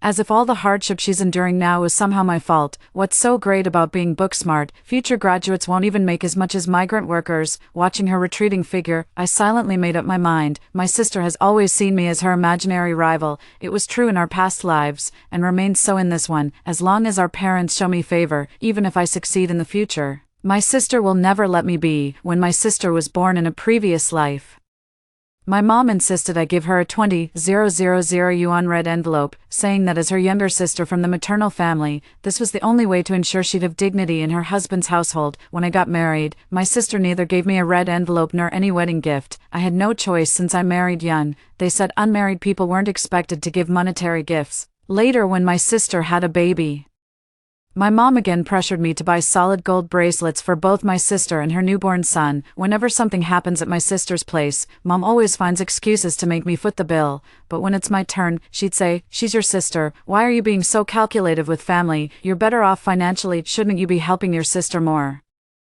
I wouldn't mind spending money on my sister if she didn't see me as a rival and try to harm me after taking advantage, but in her eyes, I'm the one who stole her success. She's always viewed us as sworn enemies. In that case, I'll cut off her lifeline. Her only security was her parents' favor. What if they stopped doting on her? The moment my sister left, I started packing to leave too. When I asked Mom for living expenses before leaving, she acted like it was wrenching her heart out.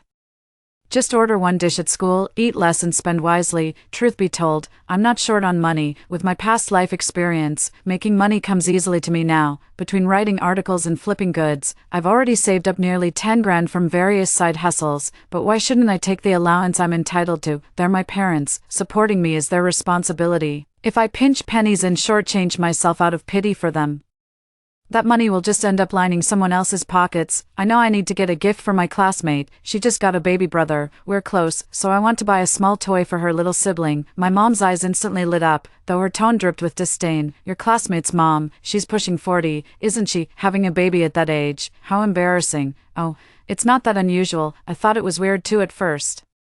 But my friend told me there are plenty of new moms older than her mother at the hospital." My mother listened intently to my words and fell into deep thought. Distracted by her worries, Mom accidentally gave me 10 extra bucks. Now all I needed to do was wait patiently. All these years, my parents' only regret was not having a son. Back then we couldn't afford to have kids, both financially and physically. But now there's no penalty for having extra children. They'd never pass up this chance. Sure enough, when I came home for winter break, I noticed Mom moving with extra caution. Dad even started competing to do the heavy chores. For once they lived like a loving, harmonious couple. They never told me about the pregnancy, and I pretended to know nothing. I just buried myself in studying. Studying comes easier to me now than in my past life, though I'd neglected it for years. Once the penny dropped, everything became simpler. My sister returned during New Year's, dressed in a brand new white padded coat with black sheer stockings and knee-high boots, an outfit that stood out starkly against our village backdrop. The moment she walked in, she started complaining about how cold the house was and demanded we install an AC. "It's so warm in Guangzhou. This house is freezing." "Fine, I'll pay for it myself." My mom's eyes lit up at that, immediately agreeing. Lola gave me a smug look, as if saying, "See, Mom always spoils me, that fool." Mom only agreed to the air conditioner for the sake of the baby in her belly. I didn't respond, just kept playing the silent bookworm. Ever since coming home, Lola's been wandering around the village showing off to anyone who'd listen. By afternoon, the whole village knew she'd come into better days. When Lola got home for dinner, only cold leftovers remained on the table. Lola completely lost it. This was the first time she'd seen leftovers. Usually they'd wait for her return before cooking. just so she could have hot meals, but now with another expected child in mom's belly, their hungry son naturally wouldn't wait for Lola anymore. How laughable, all these years of envied affection were effortlessly stolen by an unborn son. I thought at least his birth would be the trigger for this. For a fleeting moment, I even pitied Lola, but I won't show this family any mercy again. Whatever fights they have in the future are none of my business anymore. Lola whined for mom to get up and cook. But with this being a critical period for the pregnancy, Dad didn't dare let Mom overexert herself. All Lola got was a scolding, which made her so mad she threw a stool. She kicked at my bedroom door, demanding I cook for her. I'm not your damn maid. Who do you think you are? Some spoiled princess. In the end, she had to reheat the meal herself, splattering oil all over her white outfit. What a waste of money. This new year turned out to be the most miserable one Lola had experienced in years. On the 6th day of the Lunar New Year, she started making a scene about leaving, and as she was going, her mother hit her up for money. You're spending money like water. Hand it over to me. I'll save it for you and give it back whenever you need it. Lola refused. After just a few months, she'd grown accustomed to her lavish lifestyle. In her past life, she'd gotten married right after graduation. Marriage immediately plunged her into domestic drudgery. She never had the chance to spend freely. I can tell she's quite content with her current life. After all, she seems to be in a much better place now than in her previous life. Since she refused to hand it over, my mom couldn't force the issue and had to keep persuading her. Don't you want to come back to study later? I'm saving this money for your education. You can spend it however you want when the time comes. God knows what came over Lola. But she actually pulled out $2,000. As she left, she shot me another smug look. Enjoy it while you can. Next time she comes back, that smirk will be gone. That was when my so-called little brother came into this world. Later, my mom told me she was definitely carrying a son. From then on, she walked with a spring in her step. Even with her big belly, she kept bustling about. As if this could erase all the grievances she'd endured over the years, she warned me not to tell my sister about her pregnancy. I wasn't planning to say anything anyway, as the school term approached. Lola called home to have her family handle her enrollment arrangements. My mother readily agreed and casually asked her to transfer some extra money. My baby brother was born and placed in the air-conditioned room Lola had insisted on installing, sleeping soundly. Aren't you worried Lola might make a scene when she gets back? My father voiced his concern. My mother remained completely unfazed. What nonsense. This is her own baby brother. As a girl, she should know better than to be jealous of him. How ironic, the once treasured darling was now being dismissed as just a girl. At the end of August, Lola finally came home, dragging her overstuffed luggage behind her, but the moment she saw the baby in her dear mother's arms, she froze in shock. After rushing over to confirm the baby's gender, she completely broke down. Why didn't you tell me you had a baby boy? What's it to you? This is between me and your mother. Lola couldn't find a counter-argument. But she knew full well her privileged status was slipping away. Then she started screaming hysterically about going to school, demanding to attend mine, or she'd throw the baby brother to his death. My mother immediately slapped her across the face. They only reluctantly sent Lola to our school when they finally feared she might actually harm her younger brother. We were in the same grade, just different classes. I was in the accelerated class where studying was our daily routine. Lola caused quite a stir after enrolling. With her savings and stylish appearance, she instantly became the talk of the school after transferring. But in our elite class, nobody paid attention to such things. We were all preoccupied with competitions and securing early college admissions. By the second semester of 11th grade, nearly half our class had received early admission offers. Myself included. While everyone else was choosing Kyoto, I went straight for Guangzhou without hesitation, even though my scores far exceeded the admission requirements of its top university, because this is where I'd meet the love of my life. It's also where I could kickstart my money-making venture. The era of online shopping had arrived, though most ordinary folks hadn't yet realized it would explode in popularity. To avoid affecting Lola's study mindset, I discussed with our homeroom teacher about keeping my early admission news confidential at school. It's not that I'm afraid she'll perform poorly, I just worry she might hurt me again if she finds out about my guaranteed admission. After receiving the acceptance letter, I told my parents I didn't want to attend college anymore. They didn't even try to stop me. All their attention had shifted to my younger brother by then. They'd be thrilled if both Lola and I dropped out of school to work in factories. When Lola heard I was going to work, she got really anxious. Which factory are you going to? Whatever you do, don't go to the one I worked at. That boss loves docking workers' pay. Lola kept ranting about how terrible that factory was. I put on a grateful look and repeatedly assured her I wouldn't take that factory job before she finally let me leave with peace of mind. She even gritted her teeth and bought me a used phone with her last savings, insisting I contact her about anything, especially when it came to dating. 5. She promised to vet any potential boyfriends so I wouldn't get scammed. I agreed to everything without hesitation. That summer, I launched my very first online store. I handled everything single-handedly, sourcing from factories, product photography, and order fulfillment. Business was slow at first, so I took to street vending to get by. While brick-and-mortar still outperforms e-commerce these days, online shopping is gaining serious traction. The brick-and-mortar economy will only keep declining as time goes by. My store went viral during the first shopping festival after college reopened. That's when Lola called and asked me again if I knew Eli. I was swamped with work and had to hire several student part-timers to help with packaging. Just as I said I didn't know Eli, my friend called me over to hurry up with the packaging.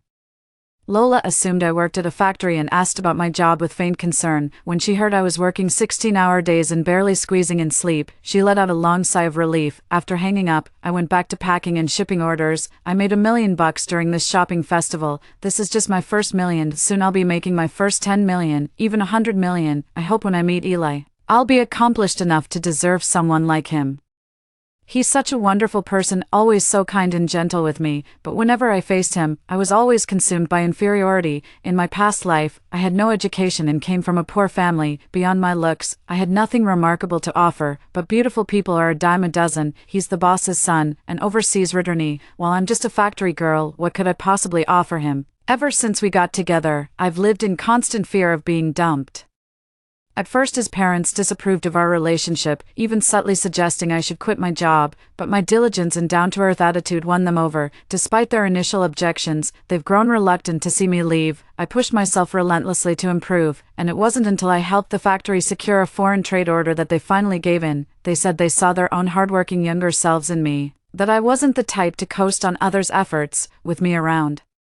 Their family fortunes wouldn't decline. My mother hounds me for money every month. If I'm even a day late, she bombards me with calls. I've considered blocking them, but if pushed too far, they might show up and discover my real situation, which would only cost me more in the long run. I can only spend $200 a month to buy some peace of mind. Even if I cut ties with them, I'm still legally obligated to support them. I'd rather spend a little money to keep the peace than deal with all this drama.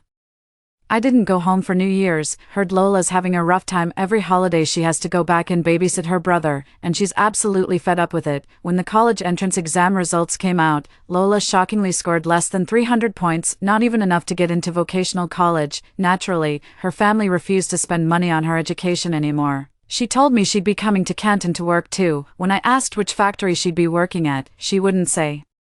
I knew exactly which factory she'd go to give her a little scare. I circled the food street near the place several times. When I ran into Lola, she lied straight to my face, claiming she was just hanging out with friends. I didn't call her out on it. I made $5 million this year. As for Lola, she's still working at the factory. Rumor has it she spends her workdays looking around aimlessly, with terrible productivity. The boss tried to let her go several times, but she begged to stay by slashing her own pay and promising to improve. What puzzles me is she's been reborn too, so why is she still waiting around for Eli? She had every opportunity to make herself wealthy, yet she stubbornly waited around for some rich man to come along. Was she truly in love with Eli as a person? Was he really the only one for her? Several times I tried suggesting she start a small business, but she'd snap at me through gritted teeth, accusing me of wanting to keep her from a better life, telling me to mind my own business. The year I turned 19, Eli finally made his appearance. Lola called me again in excitement, her voice sounding almost manic over the phone, like she'd just won the lottery.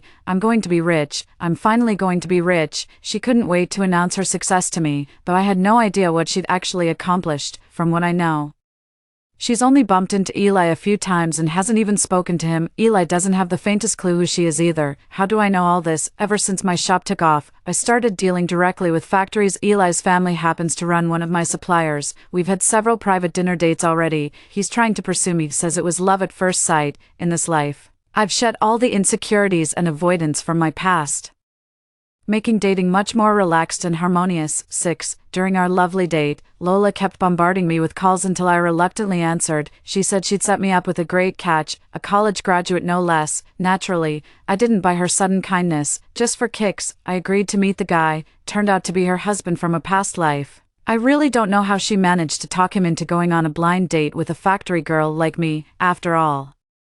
My brother-in-law is decent-looking and a college graduate, hardly someone who'd struggle to find a partner. The moment he saw me, his eyes lit up with admiration. I could tell he was quite taken with me. Even in our first meeting in my past life, I noticed something off about the way he looked at me. His words alone proved exactly why he's perpetually single. "I heard you don't want a dowry and are willing to keep having children until you bear a son." "I'm not legally old enough to register our marriage yet, but we could hold the wedding first. By the time you've delivered the baby, I'll be 22 and we can officially register. What do you think?" Listening to him enthusiastically lay out his grand plan, I found it utterly ridiculous. "I think it's a terrible idea." His face flushed with anger, clearly not expecting this outcome. "I know you, a sophomore at H University. Tell me, how did my sister convince you to come see me?" His face turned even redder, eyes darting away guiltily. "To be honest, I'm only here to satisfy my curiosity, but by now, I've pretty much figured it out." He stammered out the whole story. "Just as I suspected, Lola actually used her own body as leverage. She really went all out. After that, he never showed up around me again. I knew Lola had sent him to harass me, but he wasn't exactly the ambitious type. I just threatened him with my diploma, and he bolted like a scared rabbit. I don't know if he still keeps in touch with Lola. All I know is that Lola got fired. Eli's always swamped with work and rarely visits his parents' factory. He's got his own business to run. But Lola was persistent. She'd come sniffing around every time Eli showed up. Over 2 years, she drove Eli up the wall so much that he started avoiding the factory altogether. She was so frantic that she kept making mistakes at work. And the factory simply couldn't keep her on after being fired. She wouldn't go home or look for another job, just loitered around the factory all day, staring at passing vehicles. I felt deeply unsettled, remembering how she'd killed me out of jealousy in our past life. To completely eliminate this looming threat, one of us had to disappear, either me or her. Little did I know this opportunity would come so soon. My mother summoned both my sister and me home under the pretense of a serious illness. It had been years since I last saw them, and they'd aged noticeably. Their son was utterly disobedient, a real little tyrant. My mother's weary eyes lit up the moment she saw us return, but when I noticed several men sitting in our house, I immediately understood everything. My parents were planning to cash in. Lola and I were their savings accounts, just waiting to mature before being exchanged for a handsome bride price. Lola and I were considered the most attractive in the village, so naturally our bride prices would be substantial. My mother looked at me, her face creased with wrinkles. "I've lined up some potential matches for you. Take a look and decide quickly. You're not getting any younger." I immediately refused. "I have a boyfriend." Lola also gave the men in the room a disdainful glance. 7. Forget about looks. They all had potbellies, and some were even starting to go bald. "I have a boyfriend too," Lola quickly added. I gave Lola a surprised glance. Was she really giving up on Eli? How much dowry can their family offer? "If it's less than what we're giving, just break it off. Your brother's growing up and starting elementary school soon. That'll cost a fortune," I scoffed under my breath. "With compulsory education now, how much could elementary school possibly cost? What do you know? The competition is fierce these days. Your brother must attend an international school to have a bright future." I looked around our shabby house. How dare they even entertain such ideas in these conditions? "Eli and I aren't even asking for a dowry. We don't need that kind of money, and I don't want them profiting from this either," but I knew they wouldn't let this go without money. After some thought, I offered 30,000. My mom was utterly disgusted. She said our family could give 80,000 and told me to break up immediately. Seeing this, Lola lifted her chin defiantly. "My boyfriend promised me a 500,000 yuan betrothal gift when we get married." The moment these words were spoken, all the single men waiting for matchmaking in the room turned their heads in unison. Many gasped in astonishment. I was equally stunned. Who knew there were so many fools with money to burn in this world? In my past life, Eli was exactly that kind of fool. No matter how I protested, he insisted on giving my family 500,000 as bride price. He said, "This is pocket change to me. I don't want you fighting with your family over this. Anything money can solve is trivial." The moment Mom heard 500 grand, her face instantly lit up with this sickeningly sweet expression. God knows how she mastered that look. She pulled my sister close with exaggerated affection, bombarding her with questions. In her excitement, she demanded Lola summon the guy immediately for an on-the-spot wedding, but I noticed Lola's expression had turned oddly strained. Logically, since she knows my partner isn't as good as hers, she should be dying to bring them home to show off. But she keeps making excuses. Something just feels off about this, but now that she's found someone wealthy and willing to spend on her, my mind is finally at ease. She probably won't hurt me out of jealousy anymore, and her attention should shift away from both Eli and me. Just thinking about it made me feel considerably lighter. 8. Since Sis's bride price is 500k, Mom, you should just send these people away. Their intense stares made my skin crawl. Even if your sister got $500K in bride price. Your partner only offering $30K is downright insulting. Mom, drop this scheme. Sis got $500K and you want another $80K from me. The whole village will say you're selling your daughters, and it'll shame little brother too. Mentioning my brother finally shut her up. $500,000 is indeed a fortune, and now she just wants Lola to settle the marriage quickly. Without a word, I transferred $30,000 to my family, saying the wedding would be held out of town. My parents didn't want to spend on travel expenses and outright refused to attend my wedding. They couldn't even be bothered to get acquainted with a family that could only offer $30,000 in betrothal gifts. But soon enough, something started giving my father-in-law headaches. He said Lola kept showing up at his factory gate, making a scene and demanding to see Eli. Is your sister a few sandwiches short of a picnic? I told them to ignore her, and call the police if she gets out of hand. Before we even resolved the Lola situation, my parents unexpectedly showed up in Guangzhou, afraid they might spot me. I've been avoiding them all week. They teamed up with Lola to blockade the factory entrance, demanding the manager take responsibility. Our daughter's already with your son. You promised $500,000 in bride price, and now you're backing out. If you don't honor this deal, I'm reporting you to the police. My mother wailed at the top of her lungs, oblivious to the pointing and whispering around her. The comings and goings were all factory workers, many of whom knew Lola. People used to mock her for reaching beyond her grasp. Everyone knew exactly what Lola's situation was. She got fired after failing to seduce the factory director's son. Now she's gone completely nuts, even dragging her family into this mess.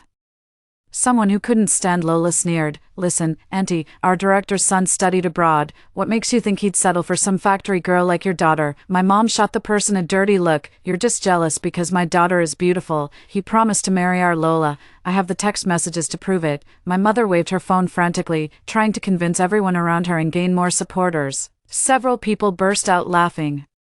The factory director's son got married ages ago. He even handed out wedding candies. His wife is a top university graduate, pretty and successful. Why would he ever look at Lola? You've been scammed, plain and simple. Lola turned deathly pale upon hearing this. She rushed over and grabbed the person by the sleeve, demanding answers. Married? Impossible. How could he marry someone else? This can't be true. Amid the commotion, Eli emerged from the factory flanked by 2 security guards. "You're saying I should marry you?" Eli was strikingly handsome, exuding that unmistakable air of wealth. My mother's eyes practically lit up with dollar signs the moment she saw him. "Absolutely, son-in-law. We spoke on the phone before, remember? You even texted me promises to treat our Lola right." She moved closer to grab Eli's arm, but he frowned and took a step back. "Sorry, I don't know any of you. And I'm not close with her either." Eli pointed at Lola with clear disgust.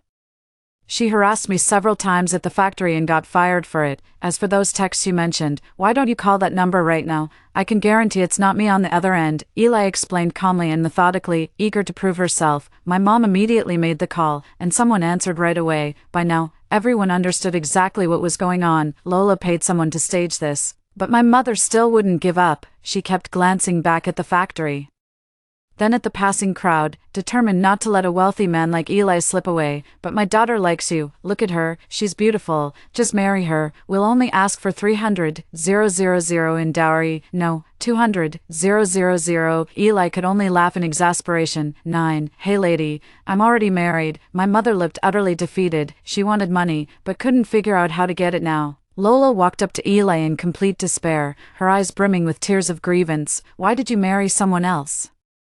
You were supposed to marry me. How could you do this to me?" Eli shot me a helpless glance. Sitting in the car nearby, I couldn't help but chuckle. Lola believes that by taking my place at work and following the path I chose in my past life, she'll end up just like I did, a wealthy socialite married into money. Are you out of your mind? I wouldn't give you the time of day. Stop harassing me. Why, you were willing to marry her in your past life. Why won't you marry me in this lifetime, you liar?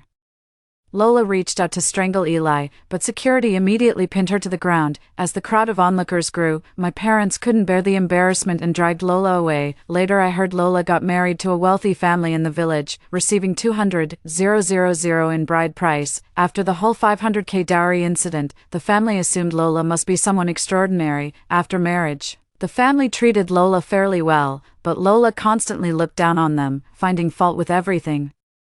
Over time, the groom's family grew thoroughly annoyed with her. Let's just drop it. Somehow Lola just lounges around all day playing cards and watching TV instead of working, and even had the nerve to demand a nanny after having a baby. Nobody in the village hires nannies, it's always the mother-in-law who takes care of the baby. She can't stand her mother-in-law and makes a scene every day. She made it clear that marrying into their family was for a life of luxury. If they couldn't provide that, she'd divorce and marry some tycoon instead. During every argument, my mom would dig out those texts where the tycoon offered $500K to marry Lola, yet the guy still got manipulated every single time. Eventually, word got out about Lola publicly pressuring Eli to marry her outside the factory. His family was livid. Turns out she was the only one invested in this relationship all along. When his family finally stopped indulging her, she refused to get divorced. But he'd already lost all patience with her. When Lola disobeyed, the family resorted to violence. Somehow Lola ended up with brain damage, and the guy's family had to compensate my parents with 100,000 yuan. By the time I returned to that place filled with painful memories, a whole decade had passed. My younger brother got locked up for assault. Only my parents remained at home. They look a decade older than their peers, their backs already hunched with age.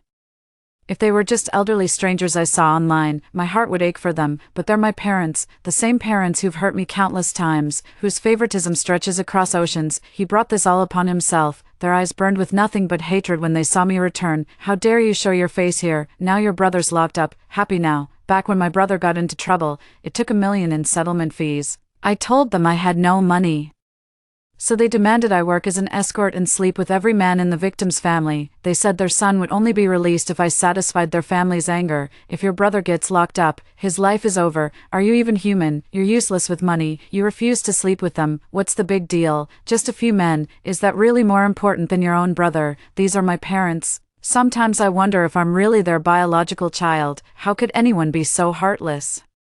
I only came back for one last look at you all. I won't be returning ever again. Eli and I have processed our immigration. We won't even need to pay their alimony anymore. They'll never find me. The only reason they still have energy to curse me is because they don't have to worry about putting food on the table each month. 10. Once I'm gone and they stop getting alimony, they won't have the luxury to dwell on such matters. With that, I walked away without looking back. Eli's car was parked at the village entrance, and I didn't want my parents to know about him. Seeing me approach, he quickly got out of the car. Honey, are you upset again? I shook my head and forced a smile. No, I just feel like I can't understand their thinking. What exactly do you think my parents truly want? Is their lifelong ambition really just to boast to the villagers about having a son? I just don't get it. Let's go. Just as we were about to get in the car, a disheveled woman suddenly emerged from the bushes nearby. She asked hysterically, "How could you be together?" Duh, she's my wife. Of course I'm with her. Eli wrapped an arm around me while taking a disgusted step backward. How could this be? You said you looked down on me for being a factory girl, but she's clearly one too. Why are you with her instead of me? Her eyes were bloodshot from agitation, her hands trembling uncontrollably. I quickly took several steps backward. She's Lola. Eli's face twisted like he'd just bitten into something disgusting. Why does your sister keep thinking I should be with her? What's her problem? Eli was clearly distressed, but I couldn't tell him about our past life together. Some factory girl. Forget that I don't even like you. Your sister graduated from a top university, makes millions a year, and you think I'd choose someone like you with zero accomplishments? You're delusional. Upon hearing this, Lola grabbed her head and let out a desperate scream. No way, that's impossible. She dropped out in her second year of high school to work. We're the same. You're lying to me. She tried to lunge at me, but a man intervened and dragged her back home. Sitting in the car, I was still shaken to the core. Just now, I saw that same murderous look in Lola's eyes again, the one from our past life. At least she won't be part of my future anymore, and thank God I still have him. Story 2. In my past life, my elder sister was chosen as the crown princess for her alluring beauty and intoxicating feminine scent. The beastly emperor simultaneously betrothed me to the crown prince as his concubine, consumed by jealousy. My sister drugged me with a love potion that very night and delivered me to the bedchamber of the serpent prince, born of a palace maid. In the end, after enduring 30 lashes, I was forced to marry the serpent prince. Yet after marriage, my elder sister bore only common serpents with the crown prince, while I gave birth to a celestial dragon for the azure serpent. Upon the dragon's birth, the emperor deposed the crown prince and decreed the throne would pass to my offspring when he came of age. Consumed by envy, my sister stole into my chambers, ripping the divine sinews from my young dragon's spine and scaling him alive. My precious dragon perished in agony, after which she strangled me to death with his own golden tendons. When my eyes opened again, I found myself back on the day the Beast Emperor arranged our marriages. She was determined to wed the green serpent. I knew then, she had been reborn just like me. But this time, she couldn't even bear leeches. The Beast Emperor betrothed my elder sister Thorn to the Crown Prince as his consort, while I was bestowed upon him as a concubine. His intention was for me to enter the palace and serve my elder sister and the Crown Prince dutifully. Little did he know, my sister's face twisted with resentment at his words, and our parents' expressions darkened. That evening, my personal maid brought me a cup of tea, claiming it would soothe my restless mind after days of distraction. Mere moments after drinking the tea, my limbs grew weak and my body burned with fever. My mother secretly summoned a sedan chair, instructing the bearers to deliver me to Prince Green Serpent's residence. Dove, don't resent your mother. How could you ever be worthy of sharing a husband with your elder sister? I hear that Green-Eyed Serpent is quite handsome. If you please him tonight, becoming his principal wife would surely surpass being the Crown Prince's concubine. The green-eyed serpent mother spoke of was Night, born of a palace maid, low-born and disfavored by the emperor. Though fair of face, he was withdrawn by nature and frequently bedridden with illness. The next day, mother deliberately had servants spread word of my illicit union with Night. The emperor flew into a rage and ordered me publicly flogged 30 times, beaten within an inch of my life. I was dragged into the royal manor like a dead dog. A month later, Night and I hastily held our wedding ceremony. That same day, Thorn had her grand wedding, becoming the envied crown princess. Out of deference to my father's position as chancellor, Night made me his official consort, yet he deemed me shameless and never showed me the slightest affection. The capital's nobility would sneer at the mere mention of my name. My reputation was in tatters. By divine mercy, I conceived that very night. Months later, I gave birth to a dragon python, the sacred emblem of our kind. The dragon python is the most exalted being among the beast python clan. The last one was born 3 centuries ago. The python emperor was overjoyed and immediately bestowed upon the dragon python the title of imperial crown prince. As the mother, I received countless honors by virtue of my child's status. My elder sister gave birth 2 months after me. On her delivery day,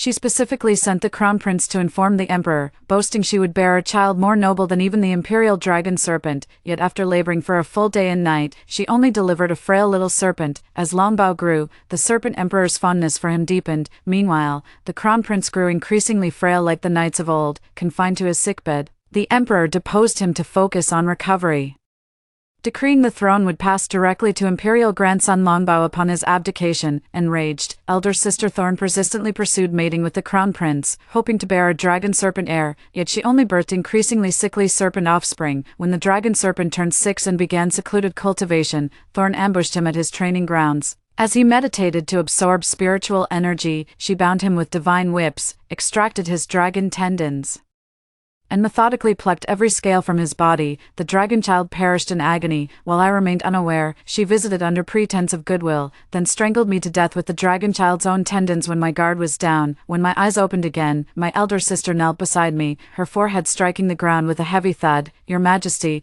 I beg you to revoke this decree. I cannot marry the crown prince. My heart belongs solely to the third prince, Night. I implore your mercy. The resolute look on Thorn's face told me she too had been reborn. My father, who had been seated in the lower position, rose in alarm and knelt beside my eldest sister. Trembling, he pressed his forehead to the ground. Your Majesty, please forgive Thorn's insolence. The fault lies with my failure in discipline. As he spoke, he tugged at my sister's sleeve, urging her to beg for mercy, yet my sister defiantly raised her head, her gaze resolute and demeanor unwavering, as if prepared to meet her fate.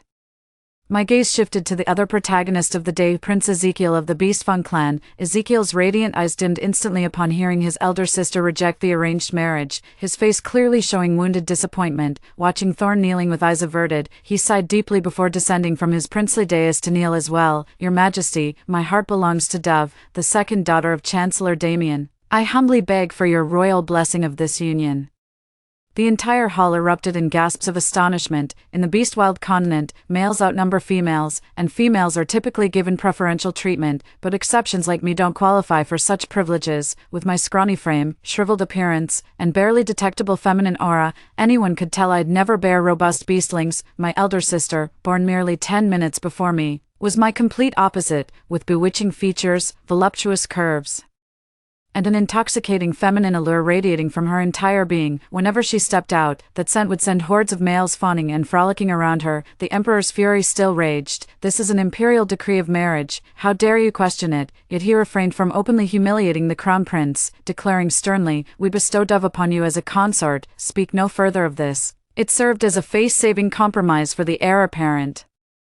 The crown prince had no choice but to kowtow in gratitude before returning to his seat. Just like in my past life, I remained the crown prince's concubine. The emperor's gaze then shifted to my kneeling father, Chancellor Damien. "If you cannot properly discipline your eldest daughter Thorn, perhaps we should entrust her to the empress. Let her palace staff teach the girl some manners." My father knew all too well the brutal methods of the palace eunuchs and matrons, trembling like a leaf. He kowtowed repeatedly and begged for mercy. "Spare me, your majesty. I swear to discipline them severely upon my return." Inside the prime minister's residence, "Dove, drink this sedative and get some rest early," mother ordered as a servant presented me with a bowl of murky medicinal broth, identical to the aphrodisiac from my past life. It emitted that same nauseatingly cloying sweetness. I was just about to take it when Thorn knocked it out of my hand. "You're not drinking this. Get out." Thorn snapped at me harshly. I stood my ground. "Mother, I don't care. I'm marrying the prince." Thorn sobbed petulantly. "She's been making a scene for nearly 2 hours now, marrying that lowly prince instead of the crown prince. You'd be giving others an undeserved advantage." My mother shot me a meaningful glance as she spoke, as the legitimate daughter of the prime minister's household.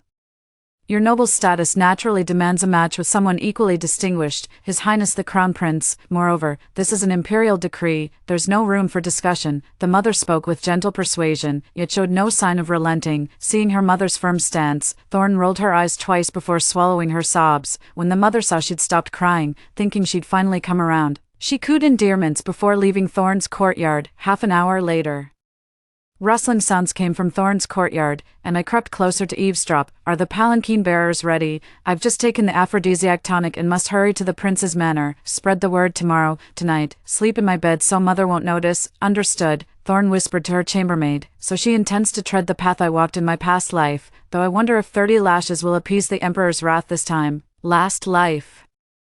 I was merely gifted as the crown prince's concubine on a whim, but Thorn is his personally appointed crown princess, too. The next day, Thorn and Knight knelt side by side in the grand hall. Behind them at an angle knelt their ashen-faced father and mother. The hall was filled with a sweet fragrance emanating from Thorn, her scent grown more potent after her first intimate experience. Knight gazed at her with unmistakable infatuation, while even the chamberlain standing nearby squinted in quiet pleasure. "Your Majesty, I truly cherish the prince with all my heart. I beg for your gracious permission and am willing to accept any punishment." Thorn spoke softly yet resolutely. Knight also kowtowed. "Father, the fault lies entirely with me. It was my infatuation with Lady Damien that led to this transgression. I submit myself to your judgment. But as Thorn and I have already consummated our union, and with rumors circulating in the capital, I implore you to consider the imperial dignity and grant us your blessing." He was indeed clever, invoking the emperor's most prized concern, the royal family's reputation. The crown prince, destined to inherit the throne, could never marry a woman who had already been intimate with another man. The emperor's eyes bulged with rage, his entire body trembling. "Very well.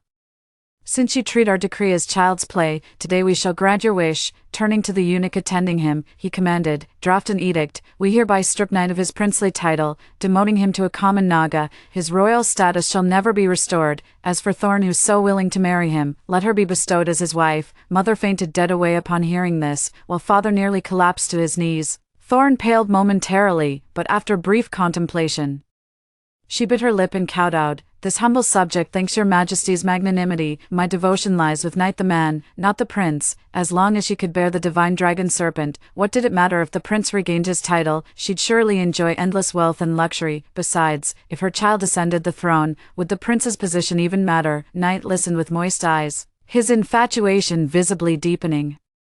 The emperor studied Thorn's words and the kneeling pair before him. Sensing genuine affection, he released an almost imperceptible sigh, his stern expression softening slightly. "In that case, you may continue residing in the former princely estate, but henceforth, Knight shall hold no noble title nor receive imperial stipends. Govern yourselves accordingly." The emperor showed Thorn clemency after all. Truly, beauty and sweet feminine allure command favor wherever they go. Should Thorn ever bear a draconic heir, the emperor would surely restore his favor to both Knight and her. Alas, her scheming proved futile. In this lifetime, she couldn't conceive even a leech, let alone a serpent. My elder sister and I were to be wed on the same day. Fearing her suffering in the royal household, our parents prepared a lavish dowry for her, yet mine remained as modest as in my past life, merely 3 or 5 chests. In my previous life, mother had said, you sullied yourself with that prince before marriage. These paltry dowry chests are only given out of deference to the imperial family. In this life, mother said, now that you're marrying the crown prince as a concubine with no worries about food or clothing, why should we prepare a dowry? These few chests are just for show. As Thorn insisted on marrying the lowborn knight, her parents' faces darkened with gloom, yet they couldn't bring themselves to scold her. Thorn was their pride and the apple of their eye. Had she married the dragon-serpent crown prince, she would have become the future queen of the Mang tribe, yet now she could only marry a disgraced prince. There'll be no future prospects left, might as well live worse than a head palace maid. My elder sister noticed mother's lingering melancholy and drew her aside, whispering in her ear. Mother glanced at me and said, are you certain, should that wretched girl become queen someday? Don't come crying with regrets, with a coquettish pout. My sister replied, don't fret, mother, the imperial heir might already quicken in my womb, everything proceeds according to my design. On the wedding night, drums thundered and gongs clamored. As I knelt before our parents before leaving, my elder sister whispered in my ear, Dove, don't think marrying that barbarian crown prince gives you an advantage, though I'm but a commoner's wife now. The future Empress Dowager's throne shall be mine alone. I smiled without reply. Kowtowed once to our seated parents, then turned away. From that moment onward, nothing of the Damien family concerned me anymore. Thorn staked her entire fortune and status to marry Knight, believing the dragon's bloodline flowed through his veins, but she had no idea. The reason I could birth dragon pythons was because I carried a beast core within me. My gaunt, withered appearance all these years came from sustaining this core with my own vitality. When pregnant, the core would merge with the placenta on its own, demanding twice the nourishment to sustain it, but after childbirth, my body would return to normal. Thorn also possesses an inner elixir, but her elixir works in the opposite way of mine. It absorbs all vital essence to nourish her, enhancing her beauty and emitting a captivating fragrance. In her past life, the reason she couldn't even bear a python and only gave birth to sickly serpent offspring was because the elixir drained all her nutrients.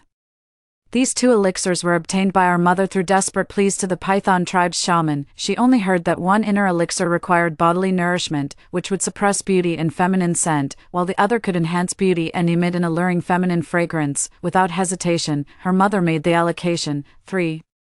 Her mind was wholly consumed with plotting how Thorn could use the inner elixir to climb the social ladder step by step, so much so that she didn't register a single word of the witch's subsequent explanations. The once robust crown prince of the previous life became bedridden with chronic illness after marrying Thorn. For someone as frail as Knight, he'd likely exhaust his vital essence within 2 years. Dozens of luminous pearls illuminated the bridal chamber as bright as daylight. Having lost track of time, I sat alone on the edge of the bed in a daze, feeling like night had fallen ages ago. With a creak, the door swung open, revealing a silhouette before me. Dove, came the voice, clear and tender. The bridal veil was lifted, and I looked up to see the strikingly handsome Crown Prince Ezekiel. His expression remained impassive, devoid of any joy at taking a new bride. I suppose he still carries a torch for my elder sister, after all. He only chose me out of reluctant compromise to protect his true love. You must be starving after this long wait. I'll have the palace kitchen prepare you a proper meal, he asked with an impassive face, but before I could answer, he directly instructed the attending maid to prepare some easily digestible food. After the maid left, he rose to his feet. I quickly stood up as well, cautiously bending at the waist to stand attentively by his side, ready to serve him. To my surprise, he led me to the dressing table and pressed my shoulders down onto the round stool. He began removing the heavy phoenix crown and hairpins from my head. Your Highness, the maids can attend to this later. We mustn't trouble you with such menial tasks. I immediately made to rise from my seat. His grip tightened as he pressed me back onto the stool, his voice still devoid of emotion. It's no trouble. Tonight you become my wife. I choose to remove your bridal ornaments myself, for some reason. I felt my cheeks grow warm without realizing it. I remembered our wedding night in the past life. Knight had merely looked at me with undisguised disgust, refusing to exchange even a word. He didn't even share the ceremonial wine with me before storming out. Even with Ezekiel's reserved demeanor now, it didn't feel nearly as unbearable. The nanny brought 2 bowls of fine noodles, one for Ezekiel and me each, explaining they symbolized enduring happiness and lasting prosperity. I thought Ezekiel would leave after finishing the noodles, that his visit was just a formality for our wedding night, but instead, he ordered the servants to prepare his bath, then casually climbed onto the marital bed. Flustered, I dragged my feet through my own bedtime routine, reluctant to join him. Finally losing patience, he dismissed the attendants with a wave, rolled off the bed, and unceremoniously scooped me up before tossing me onto the sheets. He's like a completely different man from that indifferent-looking guy moments ago. The smoldering desire in his eyes feels like it could set me ablaze. Such a stark contrast. He chuckled lowly. Who knew my dove could be so shy? Don't worry. I'll teach you slowly. You'll love every moment of it. He pinned me down beneath him. The crimson canopy billowed all night long. Ezekiel's been insatiable these past 2 days, leaving me sore and exhausted every night, falling asleep only at dawn. I don't rise till the sun is high in the sky. Fortunately, I'm the only concubine in the crown prince's palace with no principal wife yet, so I'm spared from morning courtesies, otherwise I'd probably die without knowing why. The maids couldn't suppress their giggles behind their sleeves while dressing me. Burning with embarrassment, I pretended not to understand their teasing expressions. That day, while reading an illustrated book by the window, I overheard 2 young maids chatting as they dusted the ornaments. For, they say the royal consort's already been diagnosed with pregnancy, just married a few days ago and already with child. TSK, hush, he's no longer your highness, just Yen Master now. Their scandal spread throughout the beastfolk clans. A pregnancy's hardly surprising after that, so Thorn had also conceived during that incident, but that's none of my concern. Just as I was engrossed in the illustrated novel's plot, my maid announced the arrival of Thorn, daughter of Chancellor Damien. After some consideration, I instructed the servants to usher her in. She was clever enough to invoke the Damien family name. Had she come merely as Knight's wife, the servants wouldn't have even bothered to announce her. This was less a courtesy visit and more a blatant display of vanity. She fluttered her handkerchief and arrogantly took the host's seat upon entering the hall, just as the maids were about to reprimand her. I waved them away and seated myself in the subordinate position below Thorn. The corner of her lips curled into a contemptuous smirk. Having witnessed my cautious deference in Damien's household, she now dismissed my elevated status as the crown prince's concubine with utter disdain. Dear sister, she deliberately stroked her still flat abdomen. I'm with child. You and his highness should hurry along. I smiled. How thoughtful of you. Elder sister, the crown prince's vigor requires no concern.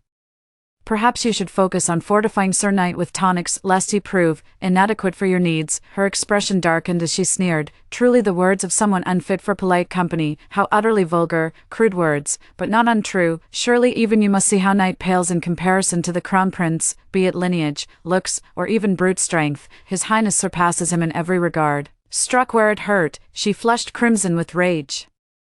Having been intimate with Knight and a former crown princess herself, how could she not have made comparisons? Furious, she reached out to strike me, but I caught her wrist and flung her aside. How dare she cause trouble in my domain? I wasn't about to indulge her tantrums. She suddenly let out a cold laugh. What good is nobility now? The real test is who can birth the imperial heir. Her eyes raked over my slender frame as she sneered. Pray your womb doesn't produce a mere eel, sister. Should you disgrace the royal house, the crown prince might order your execution. Then we'll see if you can keep this arrogance of yours. Rather than strutting about my chambers, you'd do better tending that pregnancy. Frankly, I doubt the thing in your belly will ever see daylight. Thorn flew into a rage, lunging at me with fists raised. I sidestepped his attack without batting an eye. Guards, escort our guest out. This princess requires rest. I turned on my heel and strode toward the bedchamber. The maid waiting at the door immediately scurried in at the command, grabbing Thorn and half-dragging her out. I wiped the spot where I'd touched her hand with my handkerchief and let out a cold laugh. Let her revel in her arrogance a while longer. I want to watch her descend into despair with my own eyes. A month later, I was diagnosed with pregnancy. The crown prince was overjoyed, ever since conception. I've felt this child in my womb as my little dragon. Perhaps that's the mystical bond between mother and child. Pregnancy demands twice the energy to nourish my core, leaving my body increasingly frail. For reasons unknown, this incarnation's pregnancy brings greater suffering and sharper hunger pangs than the last. The first 2 months were manageable, but as the baby grew inside me, demanding more nutrients each day, I could barely walk normally and even breathing became laborious. Ezekiel was so agitated he couldn't sleep at night. Since my pregnancy made me unfit to share his bed, the Empress intended to assign him 2 concubines, but he declined them all. The Empress flew into a rage, convinced I'd bewitched him into refusing concubines. As the Queen was about to reprimand me, Ezekiel knelt down and pleaded, "Mother, please don't be angry. It's not that I refuse to take concubines, but I have certain unspeakable difficulties. My campaign in the Northwest left me physically impaired, Dove's pregnancy was nothing short of divine mercy. I'm consulting renowned physicians now. Taking concubines can wait until I've recovered. Ezekiel spoke in veiled terms, but the gist was clear. He was impotent. The queen instantly understood, her face alternating between pallor and flush. The crown prince's secret ailment must remain undisclosed. Too many knowing would jeopardize his succession. If word gets out about his inability to produce an heir, wouldn't that be tantamount to an imperial decree of deposition? 5. From then on, the empress voluntarily fell silent. Any concubine who dared mention sending new consorts to the crown prince's household would first face her thunderous wrath. As time passed, no one dared bring it up again, and peace was finally restored. As my pregnancy grew increasingly difficult, Ezekiel grew too concerned to leave me.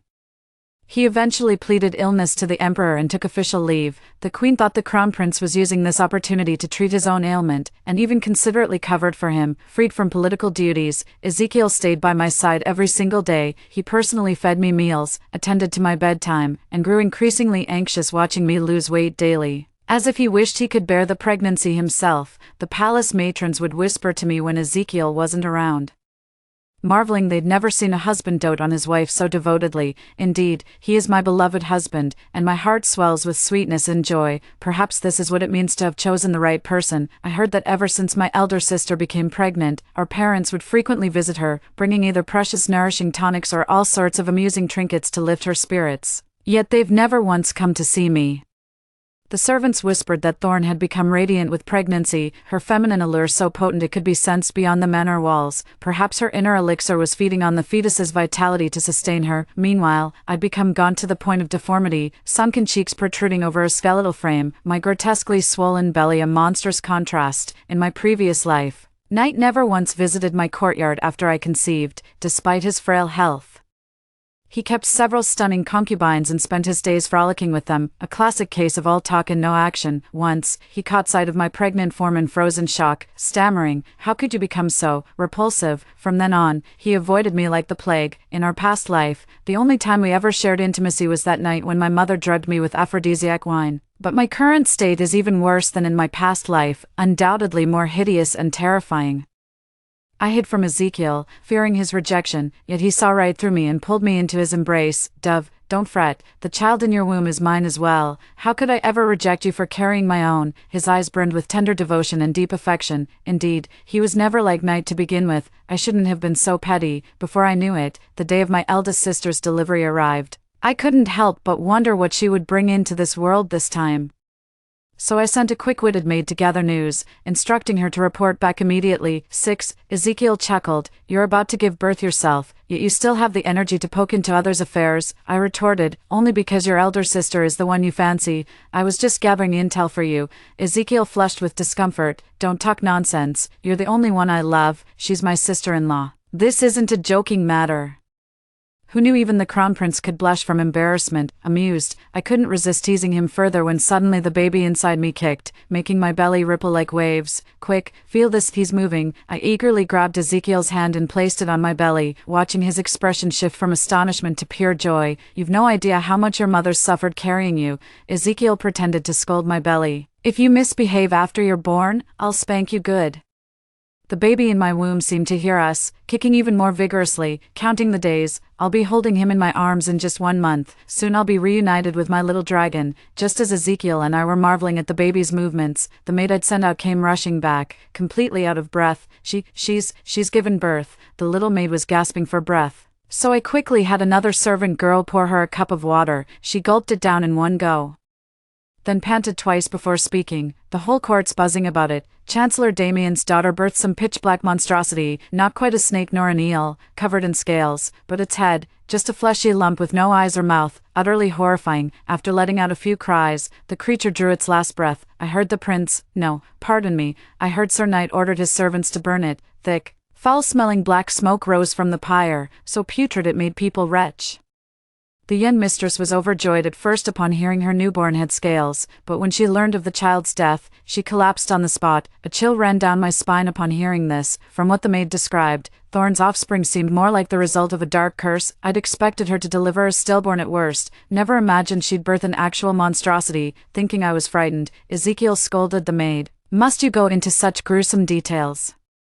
Simply say she bore a monster. Should the princess consort suffer any distress from your tale, you'll answer to me." I quickly stopped him from making baseless accusations. "Your Highness," her words didn't unsettle me. "I merely grieve for my elder sister's fate. This won't affect the child I carry. Leave us now. I wish to speak with His Highness privately." With that, I dismissed the teary-eyed maid. After the maids withdrew, I composed myself and said gravely to Ezekiel, "Don't you find Thorn's offspring extraordinarily abnormal?" Ezekiel shook his head. "In our beastkin continent, births have always been diverse. Women deliver pythons, serpents, even eels. It's simply a matter of individual destiny. But this isn't just a monster. It has scales and emits a nauseating stench when burned. I once read an ancient text at Damien's place about a ratfolk witchcraft that grants men exceptional virility. The price is flesh and blood, if unwilling to pay themselves.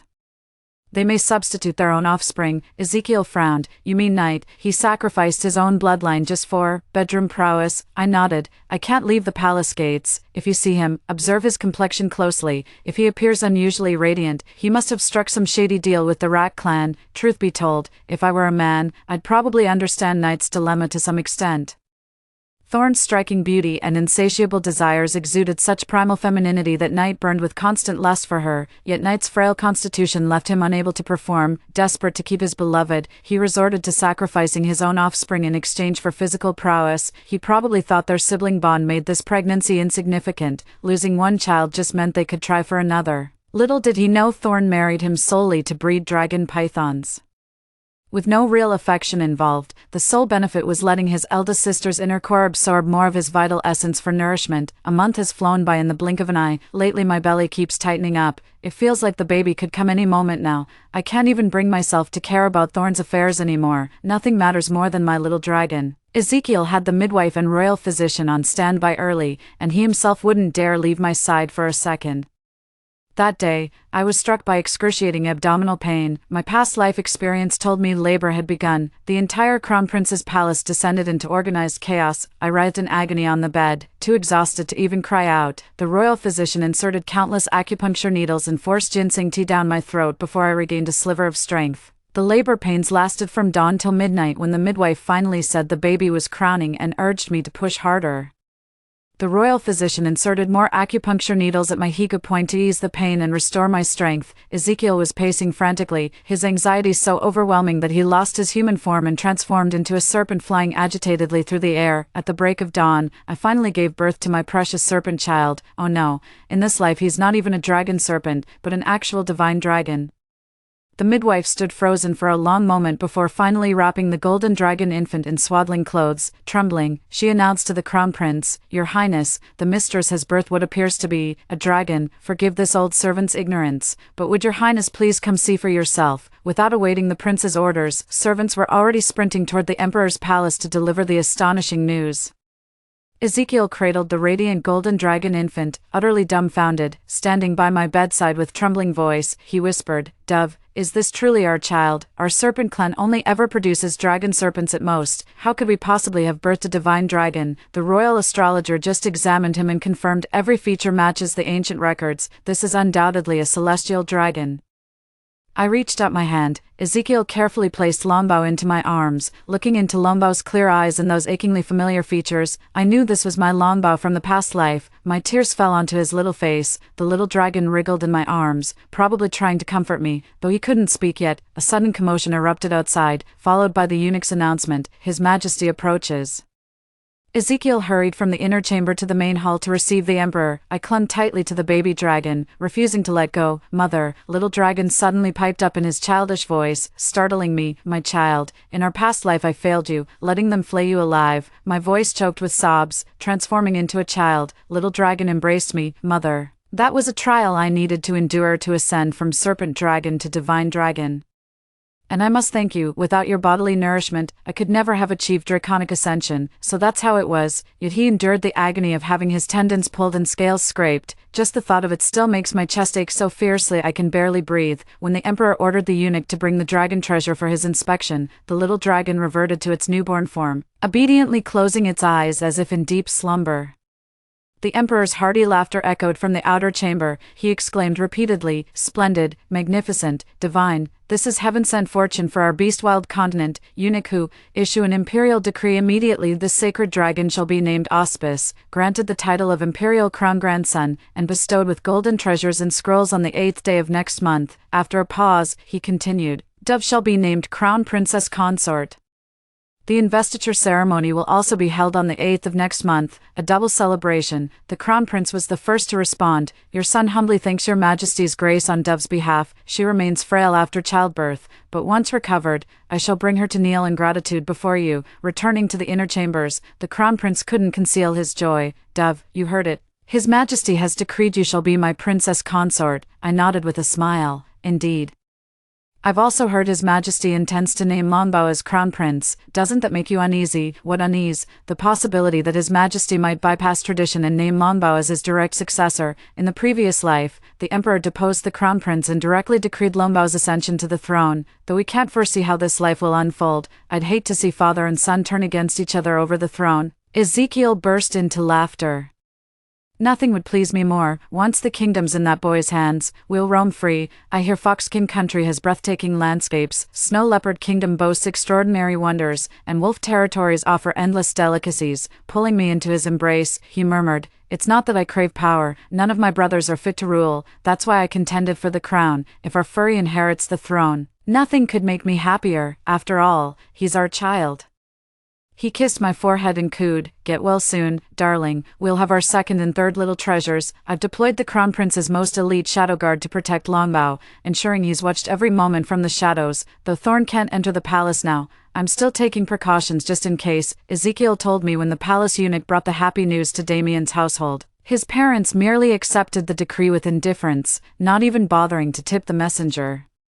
Upon returning to the palace, the eunuch naturally reported every detail of the father and mother's reactions to the emperor. The imperial heir was the emperor's most treasured golden grandson. He practically wanted to proclaim it to the heavens so all would know of the divine dragon's descent upon the royal house, yet the Damien family, as maternal relatives, responded with surprising indifference. This planted seeds of displeasure in the emperor's heart. Within 2 months, the emperor found a pretext to strip the father of his chancellor position without reassignment, merely stating they'd reconsider when a suitable post became available. Thorn nearly lost his mind when he learned I'd given birth to a divine dragon in this lifetime. She wrecked everything in the manor before relentlessly pursuing Night for constant mating. Night's robust physique, originally obtained through dark magic, quickly deteriorated under the elder sister's ceaseless demands day and night. 7. But this time he couldn't even seek the Rat clan's help. He was bedridden with illness. Fortunately, Thorn was pregnant again. She was extremely attentive to this pregnancy, hiring an outside veterinarian twice daily to monitor the fetus's development through pulse diagnosis. As her belly grew day by day, Knight's condition steadily deteriorated until he could no longer swallow even broth.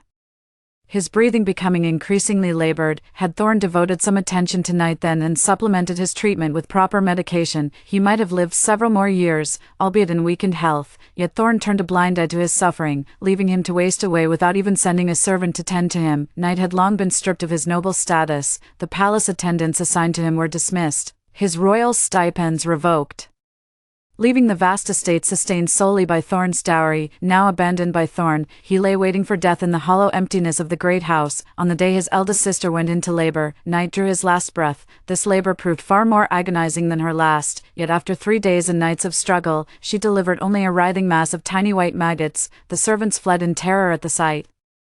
The eldest sister took one look at the squirming creatures crawling across her legs and belly, then collapsed in a dead faint. When she awoke again, word reached her that the Knight had perished. She muttered to herself, why can't I bear a dragon serpent even after wedding the azure serpent? Could that wretched woman be the one destined to breed such creatures?" She suddenly struggled to sit up. No, impossible. How could that low-born wench possibly bear a dragon serpent? It must be coincidence. I must find the crown prince. I will marry the crown prince. The servants whispered she'd gone mad, a widow daring to covet marriage with the crown prince. Yet when the palace matron reported the intelligence she'd bribed from servants, my guard went up immediately. Thorn is pure madness incarnate. Last life, she lurked near Longbao's seclusion to murder him. Who knows what atrocities she'll commit this time? I instructed the crown prince to reinforce patrols within the estate, paying particular attention to goods purchased outside the palace or personnel delivering items from beyond the palace walls. Sure enough, just days after Longbao received the golden treasure and imperial edict, a group of embroideresses delivering needlework to the palace caught my attention. Her disguise was actually quite convincing, but I recognized her scent all too well. Among the plainly dressed embroideresses, Thorn kept her head down with her hair in a matronly bun, her face darkened and wrinkled, a remarkably realistic transformation. I quietly ordered the shadow guards to monitor Thorn's movements, with instructions to apprehend her immediately should she dare to separate from the embroideress group. Sure enough, within moments the shadow guards apprehended the sneaking Thorn at Dragon's abode where Longbao resided. The guards pinned her mercilessly to the ground, seated on a chair brought by the chamberlain. I looked down at her and commanded, "Search her." Thorn frantically batted away the chamberlain's groping hands, shrieking hysterically at me, "You wretched dove! How dare you humiliate me like this? I'm your elder sister. 30 slaps for your insolence," I ordered the matron standing nearby. The matron rolled up her sleeves, grabbed Thorn by the collar, and began delivering alternating slaps. Thorn struggled to curse me, but could only manage muffled whimpers. The chamberlain found a slender divine whip hidden in her undergarments, the very whip that had bound Dragon Treasure and stripped him of his tendons in their past life. Without that divine whip, Thorn wouldn't have stood a chance against Dragon Treasure. I tucked the whip into my sleeve, a true treasure, though I longed to destroy it. The sacred weapon bore no guilt, the sin lay with its wielder. After 30 brutal slaps, Thorn's cheeks swelled crimson, her eyes burning with venomous hatred as she glared at me. The shadow guards pinned her entire body down, leaving her utterly immobilized. "Why? How could you possibly birth a divine dragon? What vile trick did you use? Did you steal my destiny as payment? That dragon should have been mine." Her eyes burned with fury, her entire being consumed by madness. I scoffed coldly. Has elder sister truly never known about the golden cores within us? She froze momentarily before shrieking, "What golden cores?" "The elixir mother obtained for us. Mine was the dragonborn core, while yours was the siren's allure. But your elixir doesn't just drain men's vitality, it consumes your unborn child's very essence." Thorn collapsed to his knees in shock, unable to believe what he'd heard. "No, that can't be. Mother adored me. How could she possibly? Why not? We're twins. Yet I birthed divine dragons while you spawn abominations. Go ask the Damien family if you doubt me." Thorn wore an expression of utter disbelief as he was thrown out. In her heart, her parents' love for her knew no bounds. How could they ever harm her? 3 days later, a servant from the Damien household came bearing tragic news. The message came, both father and mother had perished in the flames, their remains reduced to charred bones. I gave some silver to the chief eunuch to arrange for the collection of my parents' ashes, then have them buried on any random hillside. At least this repays their kindness in raising me. Thorn set the fire. When she confronted mother, the royal astrologer's final warning suddenly dawned on her, collapsing to the ground in despair. She wailed that everything was her fault. Hearing mother's confession, she naturally concluded mother was the reason she couldn't bear a divine dragon. In a fit of rage, she set Damien's house ablaze and calmly walked away. Little did she know, this marked the beginning of her living hell. Having murdered a court official, Thorn became a wanted fugitive citywide. Though her father was temporarily stripped of office by the emperor, he remained a ranking government official. She was forced into a life of constant hiding. Her stunning beauty and intoxicating feminine scent drove hordes of wandering serpent demons to compete for her favors. Her inner core absorbed the vital essence of these men, enhancing her allure with each encounter. This endless cycle transformed her into a woman who belonged to all yet belonged to none. Perhaps this was her destined fate all along, rather than killing her outright.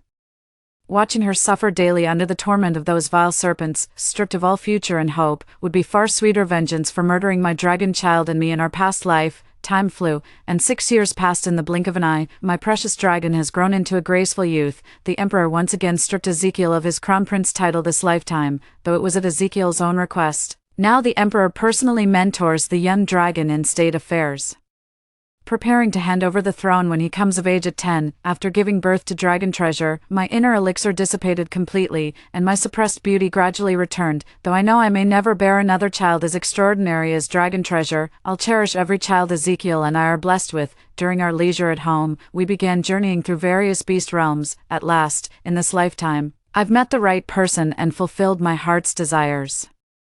How could the word carefree ever do it justice?